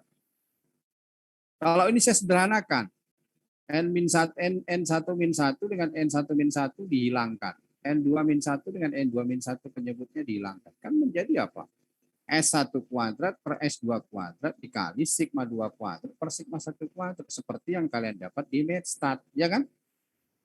Gitu. Ini kalau disederhanakan kan gitu. S1 kuadrat per S2 kuadrat kali sigma 2 kuadrat per sigma 1 kuadrat Fn1 min 1, N2 min 1. Kalau uji variansnya itu sigma 1 kuadrat sama dengan sigma 2 kuadrat, berarti nilai statistik ujinya apa? Ya S1 kuadrat dibagi S2 kuadrat, karena under H0 sigma 2 kuadrat per sigma 1 kuadrat sama dengan 1. Ya, ini kan kalian terapkan di MedStat. Lantas bagaimana kalau kita inverse-nya, kita balik, hanya derajat bebasnya dibalik. Ya kan? Ini dibalik, derajat bebasnya terbalik. Hanya kalau dalam satu kurva, untuk menghitung inverse-nya, berarti peluangnya tinggal di inverse. Yang sebelah sini alfa, maka yang sebelah kanannya 1 min alfa. Derajat bebasnya dibalik. Oke, yang kalau kita tuliskan, matematiknya menjadi seperti ini. Ya kan? Ini kan sudah dipelajari di MedStat. Yang saya kalian MedStat itu, ini kan yang 8414 sudah ada tuh ya. Jadi kalau ini luasan P2 P1 ya pasti di sini 1 min gamma P1 P2. Derajat bebasnya dibalik, tapi karena dalam satu kurva maka gamanya jadi inverse 1 min. Begitu juga yang ini 1 minus. Karena dia satu kurva, maka ini derajat bebasnya dibalik, ini menjadi 1 minus 1 minus. Jadi kan ini gamma. Ya. Proses matematiknya seperti ini yang di atas. Kemudian kalau kita sudah dapat PDF-nya, kita lihat bahwa kalau T tadi min-nya adalah 0, variansnya adalah P1 dibagi P1 min 2. Makanya derajat bebas chi-square-nya itu paling tidak 3. Kalau 1 dia menjadi Cauchy. Nah, kalau di F bagaimana? Kalau di F itu ini PDF-nya, kemudian ini PDF-nya, kemudian mencari expected value-nya bagaimana? Jangan pakai yang ini, susah gitu loh. Pakai rasio 2 chi-square tadi. Ya. Oke, kita dapatkan di sini bahwa chi-square itu min-nya adalah ini. Min daripada chi-square sama dengan varians daripada T, yaitu derajat bebas penyebutnya yang dipakai. Kalau di T tadi kan derajat bebas penyebutnya adalah V1. Makanya min-nya adalah P1 min P2. Karena derajat bebasan di bawah V, maka V dibagi V min 2. Kalau yang di bawah itu derajat bebasnya ditulis P2, misalkan ini kita tulis. Ya. Ini adalah V2 misalkan. Maka ya ini T menyebar TV2, artinya kan pembaginya itu di sini menggunakan P per V2 kan. Ini kan penyebut ini. Nah, sama dengan di F. Jadi varians T itu rumusnya sama dengan nilai harapan di F. Ya kan? Mirip kan? Nilai harapan di F, yaitu yang jadi penyebutnya derajat bebasnya dipakai. Sementara variansnya ini juga bisa dicari, tapi mendapatkan nilai harapan sini, kalian bisa cari momen yang ke R diturunkan ke sekian kali. Ya, atau MGF daripada si F ini kalian turunkan, diferensialkan, tapi emang gampang. Maka ini bisa didapat dari formulasi chi-square dengan chi-square tadi, ya, rasio chi-square. Jadi bagaimana cara mendapatkan expected value-nya? Berarti ini EX. EX sama dengan expected value dari rasio ini. Karena P1 dan P2 independen, berarti expected value-nya dikali. Expected value dari P1 per P1 kecil dikali expected value dari 1 per P2 per P2 kecil. Nah, itu akan mudah mendapatkan EX maupun EX kuadrat sehingga didapat par EX. Nanti kalian coba ya. Paham yang saya maksud ya? Jadi kalau mencari EX itu dari sini. EX sama dengan expected value ini. Karena P1, P2 independen berarti expected value P1 per P1 kecil kali expected value 1 per P2 per P2 kecil. Berarti expected value-nya itu sama dengan 1 per P1 kecil kali EP1 kali, karena ini V2 di bawah, V2-nya keluar, jadi V2 kali expected value 1 per P2. P2 chi-square tinggal dikalikan, maka akan dapat nanti EX. Hal yang sama kalau dia kuadrat. Kalau EX kuadratnya dapat, maka kalian dapatlah variansnya. Ya.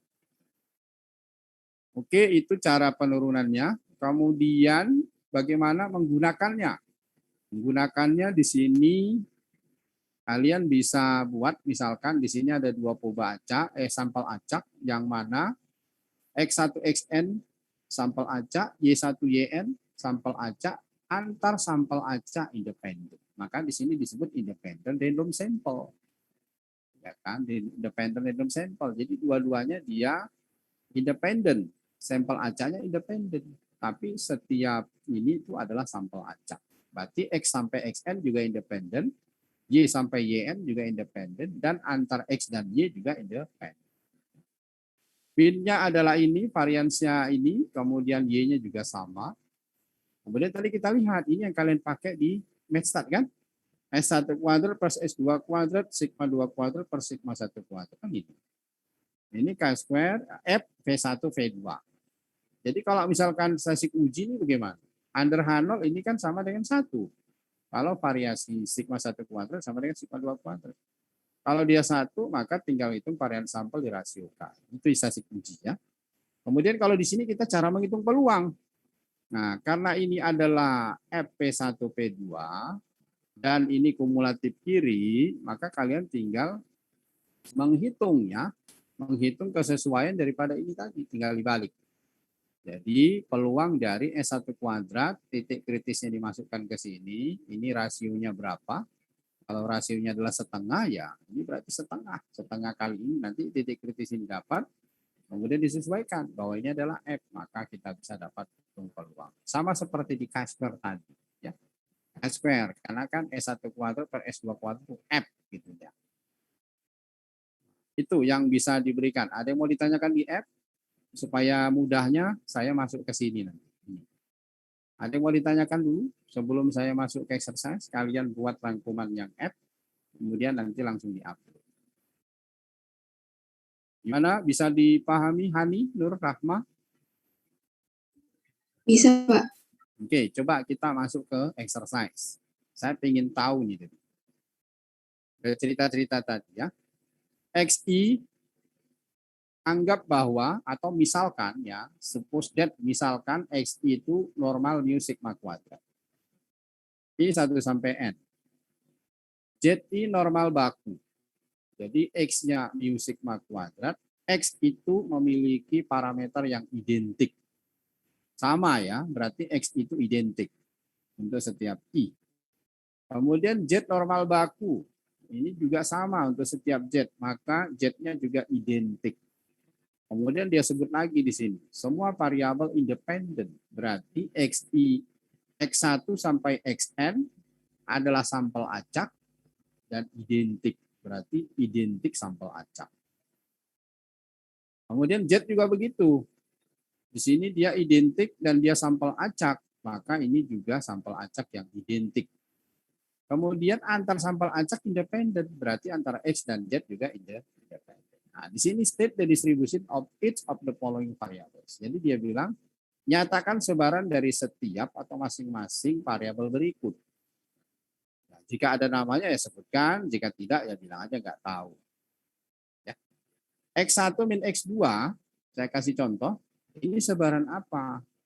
Karena X itu adalah normal, maka jumlahan maupun selisihnya juga normal. Ini normalnya adalah EX1 dikurang EX2 0, par X1 min X2 adalah par X1 ditambah par X2, 2 sigma kuadrat. Jadi yang A adalah normal 0, 2 sigma kuadrat. Yang B normal 3 mu, kalau ini normal, yang A normal 0, 2 sigma kuadrat, kalau yang B normal 3 mu, 5 sigma kuadrat. Untuk yang A dan B ada yang tidak mengerti? Ada? Ahmad Zain, gimana Ahmad Zain? Bisa? Bagaimana dengan yang lain?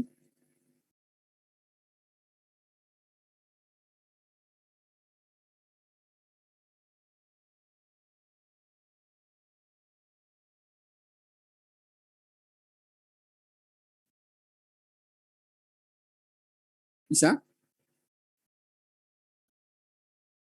Bisa di ini kan? Untuk yang 15.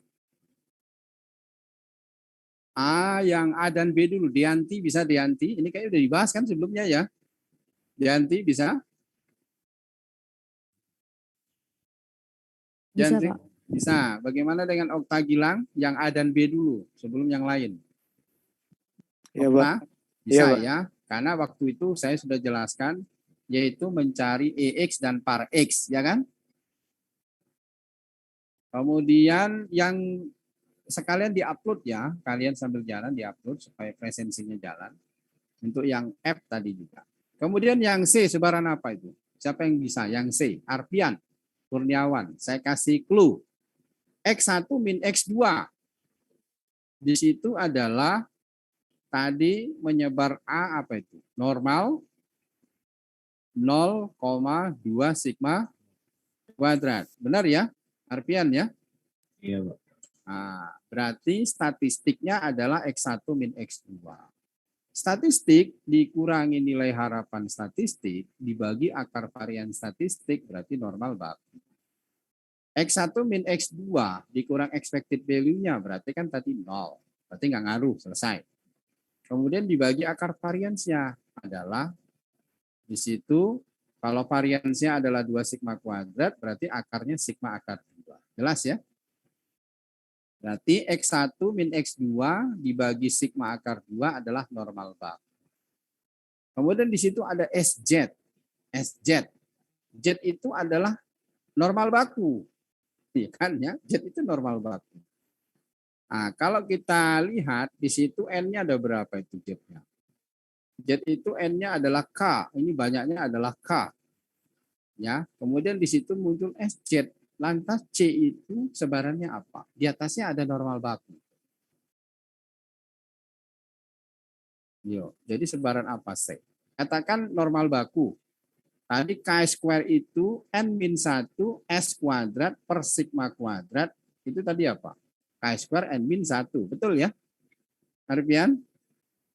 Tadi yang di atas N-1, ya jangan pakai yang N ini ya. N yang tadi maksudnya. Tadi di formula, di teorema, N-1 S kuadrat per sigma kuadrat adalah K square N-1. Nah, sekarang kita kaitkan ke Z. Z-nya adalah K. Berarti K-1, ya kan? Dikalikan dengan S kuadrat, berarti SZ kuadrat, ya kan? Dibagi akar varians Z.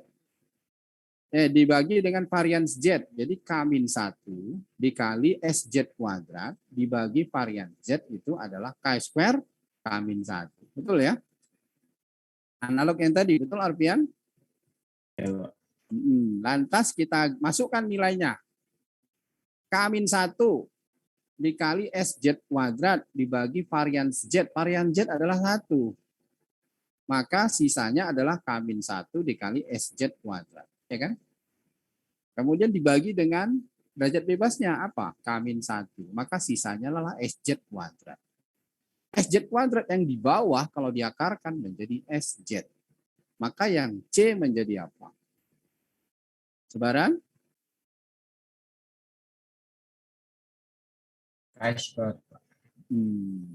Sebaran T dengan derajat bebas K-1. Nah, coba kalian tulis.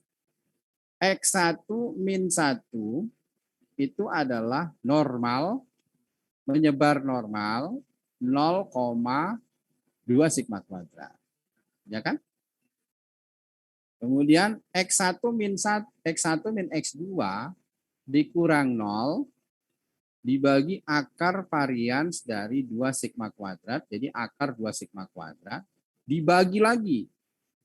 Dibagi akar K-1 kali SZ kuadrat dibagi sigma Z kuadrat ya, atau varian Z dibagi K-1. Itu adalah T K-1. Kemudian disederhanakan. Hasilnya adalah X1 min X2 dibagi sigma akar 2 dikali SZ atau sigma dikali SZ akar 2. Sudah nemu? Sudah? Arpian, udah ketemu Arpian?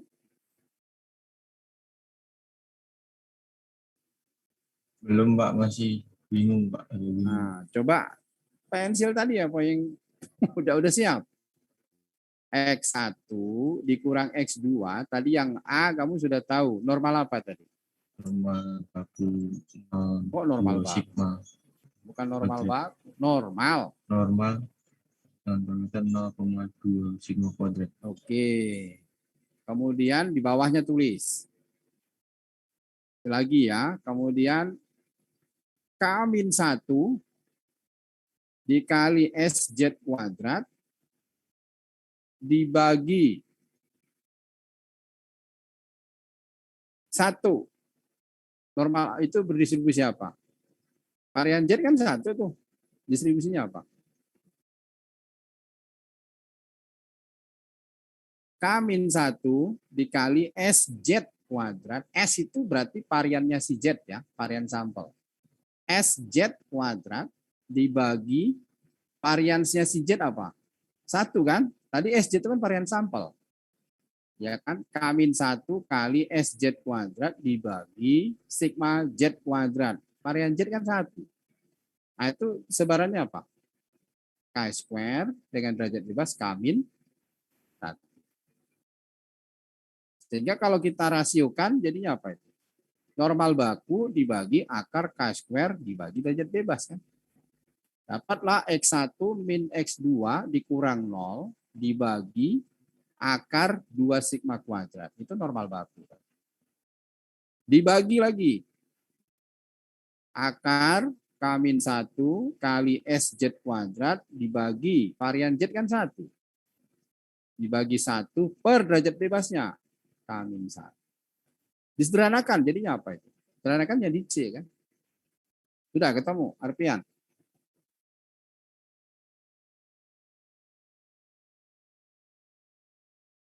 Sudah ketemu kah? Ya, Pak. Ya, ketemu jadi sebaran apa? T. T berapa?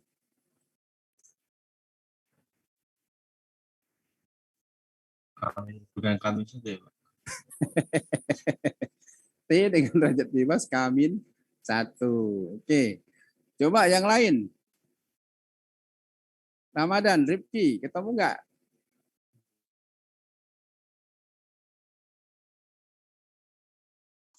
Yang bawah tadi, Pak, yang penyebut itu akar K-1 dikali SZ kuadrat dibagi Oh, iya.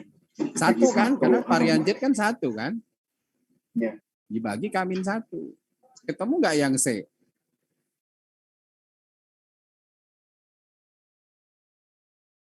Ketemu nggak yang C? C itu berarti TK-1. Kalian ngupload juga ya presensi ya. Karena sudah F tadi kan. Sebisa yang kalian buat saja, nggak usah dipaksakan.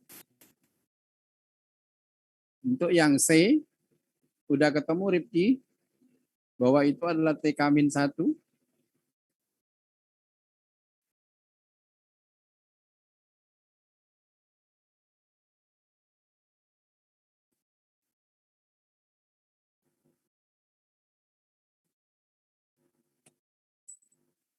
Ketemu, Pak. Iya. Ketemu kan, Nah. TK-1 ya?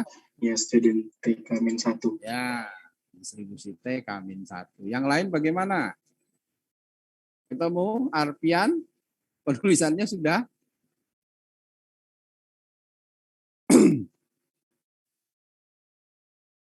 Ingat ya, saya minggu lalu sudah mengajarkan statistik. Statistik itu tujuannya, nanti kalian dapatkan sebarannya apa itu. Saya contohkan minggu lalu adalah A dan B.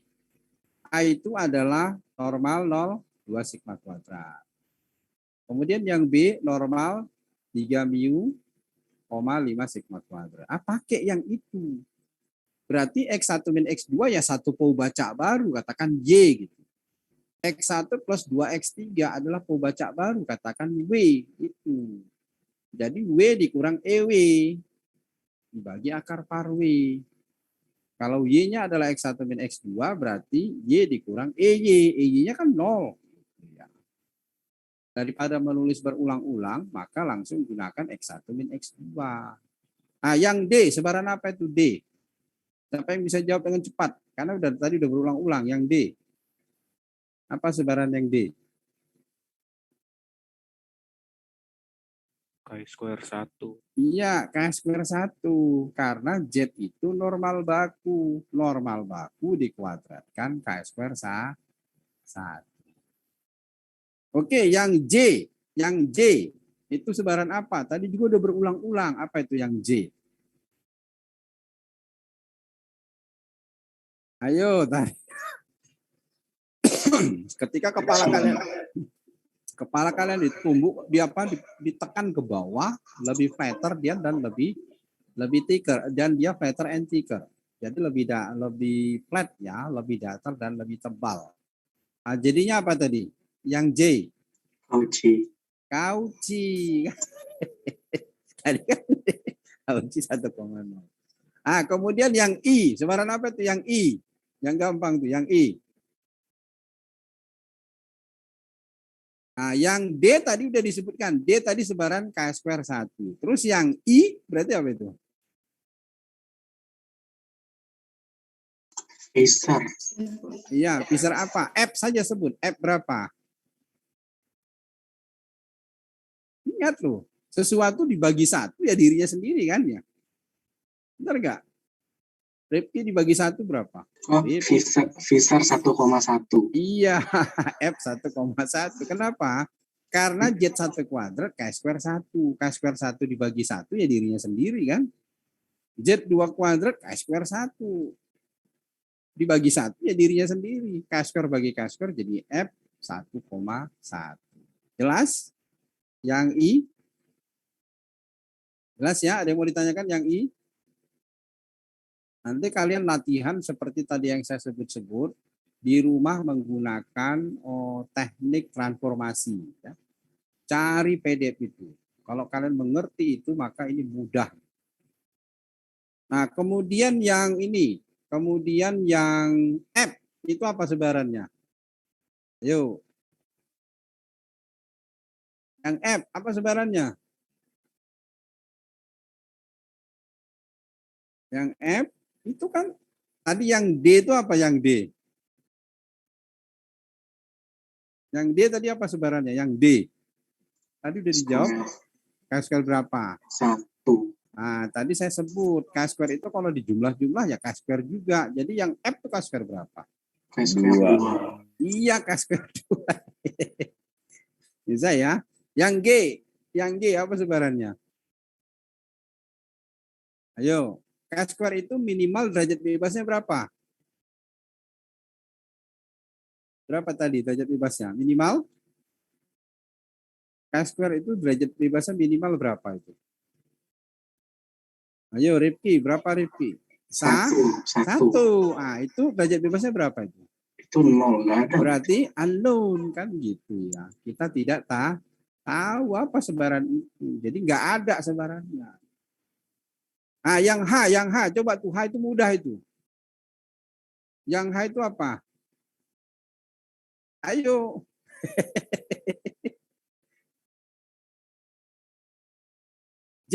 Z1 itu sebarannya apa?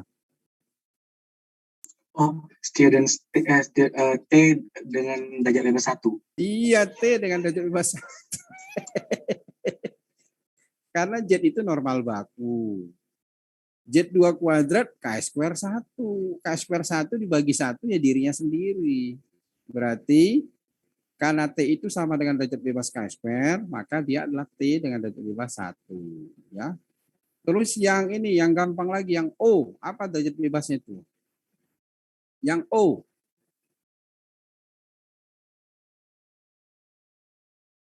Bedakan Z bar. Maka kalian harus cari dulu apa sebaran Z bar itu dulu. Z bar sebarannya apa? Jangan lupa mengupload presensi ya. Z bar sebarannya apa? Normal dengan rata-rata 0 varian 1/n. 1/n atau 1/k? 1 1/k ya. Ya, 1/k. Kan itu ada berapa? Z-nya ada berapa? Oh, ya, ada K benar-benar. Jadi Z bar normal 0 1/k. Minnya 0, variannya 1/k. Lantas KZ bar kuadrat itu apa sebarannya? Kalian ingat lagi, statistik dikurang expected value statistik dibagi akar varian statistik normal baku, kemudian kuadratkan. Itu dipegang kalimat itu, saya udah permudah itu kata kuncinya. Z bar dikurang EZ bar. Tadi EZ bar berapa? EZ barnya berapa? Minnya tadi berapa Z bar itu? Tadi Z bar itu menyebar normal 0,1/k, ya kan?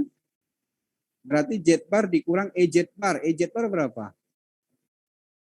EZ bar adalah 0 ya. Kemudian par Z bar 1/k diakarkan berarti 1/akar K, ya kan ya?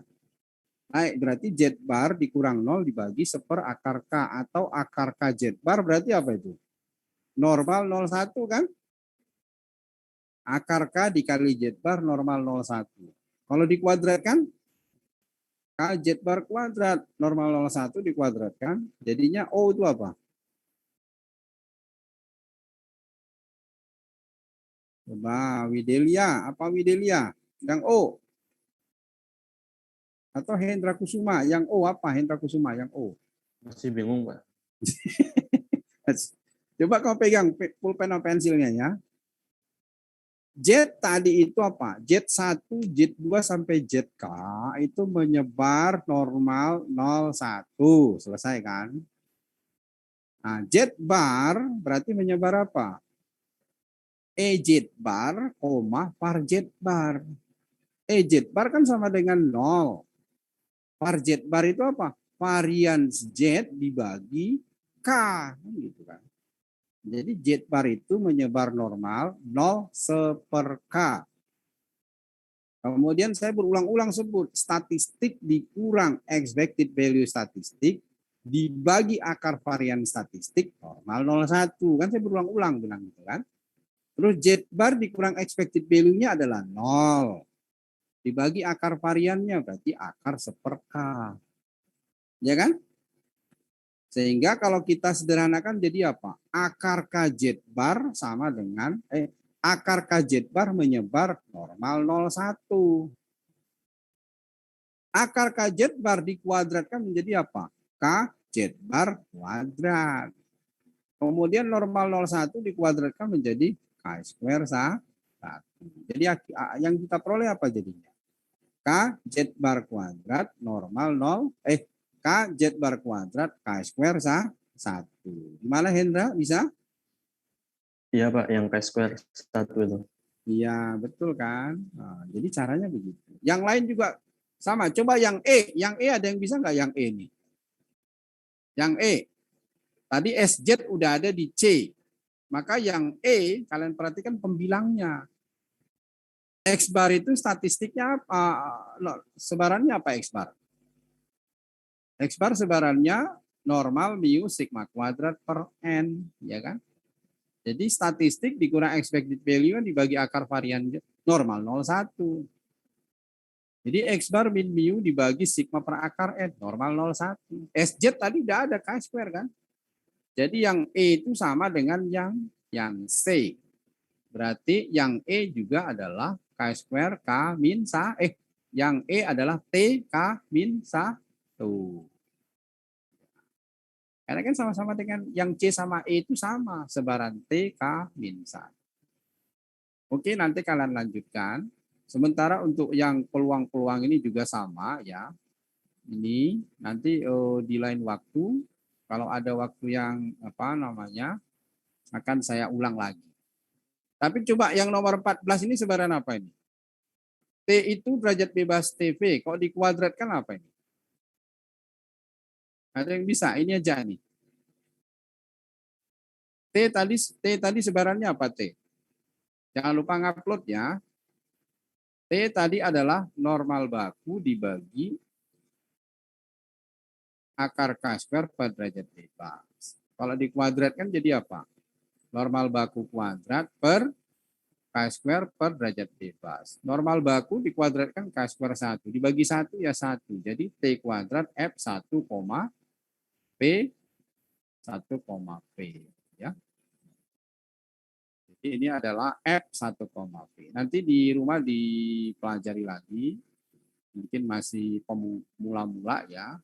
Mudah-mudahan nanti dengan mengulang-ulang tadi yang saya sebut.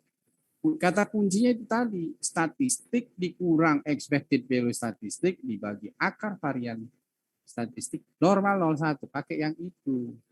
Statistiknya terserah, mau X1 plus X2, mau X1 min X2, mau X1 plus X2 min 2 per 2, mau X bar, gitu. Terserah. Sepanjang sebarannya diketahui. Makanya minggu lalu itu saya mengulang-ulang apa itu statistik. Dan statistik itu tidak boleh tergantung pada parameter yang kita tidak tahu. Itu ya. Kalau tidak ada lagi yang mau ditanyakan, kalau tidak ada akan saya tutup, kalau ada akan saya jawab. Silakan. Masih ada? Kalau tidak ada, saya tutup. Terus belajar ya. Jangan bosan ya. Karena makin bertambah pertemuan itu makin sulit ya. Jadi saya percaya kalau diulang-ulang nanti bisa. Kalau tidak ada lagi yang ditanyakan, sampai bertemu minggu depan untuk materi yang sama di hari Senin dan sampai bertemu di hari Rabu untuk metode statistika 2. Terima kasih, selamat siang, dan jangan lupa tetap menjalankan protokol kesehatan. Saya tutup ya dari sini, end meeting for all.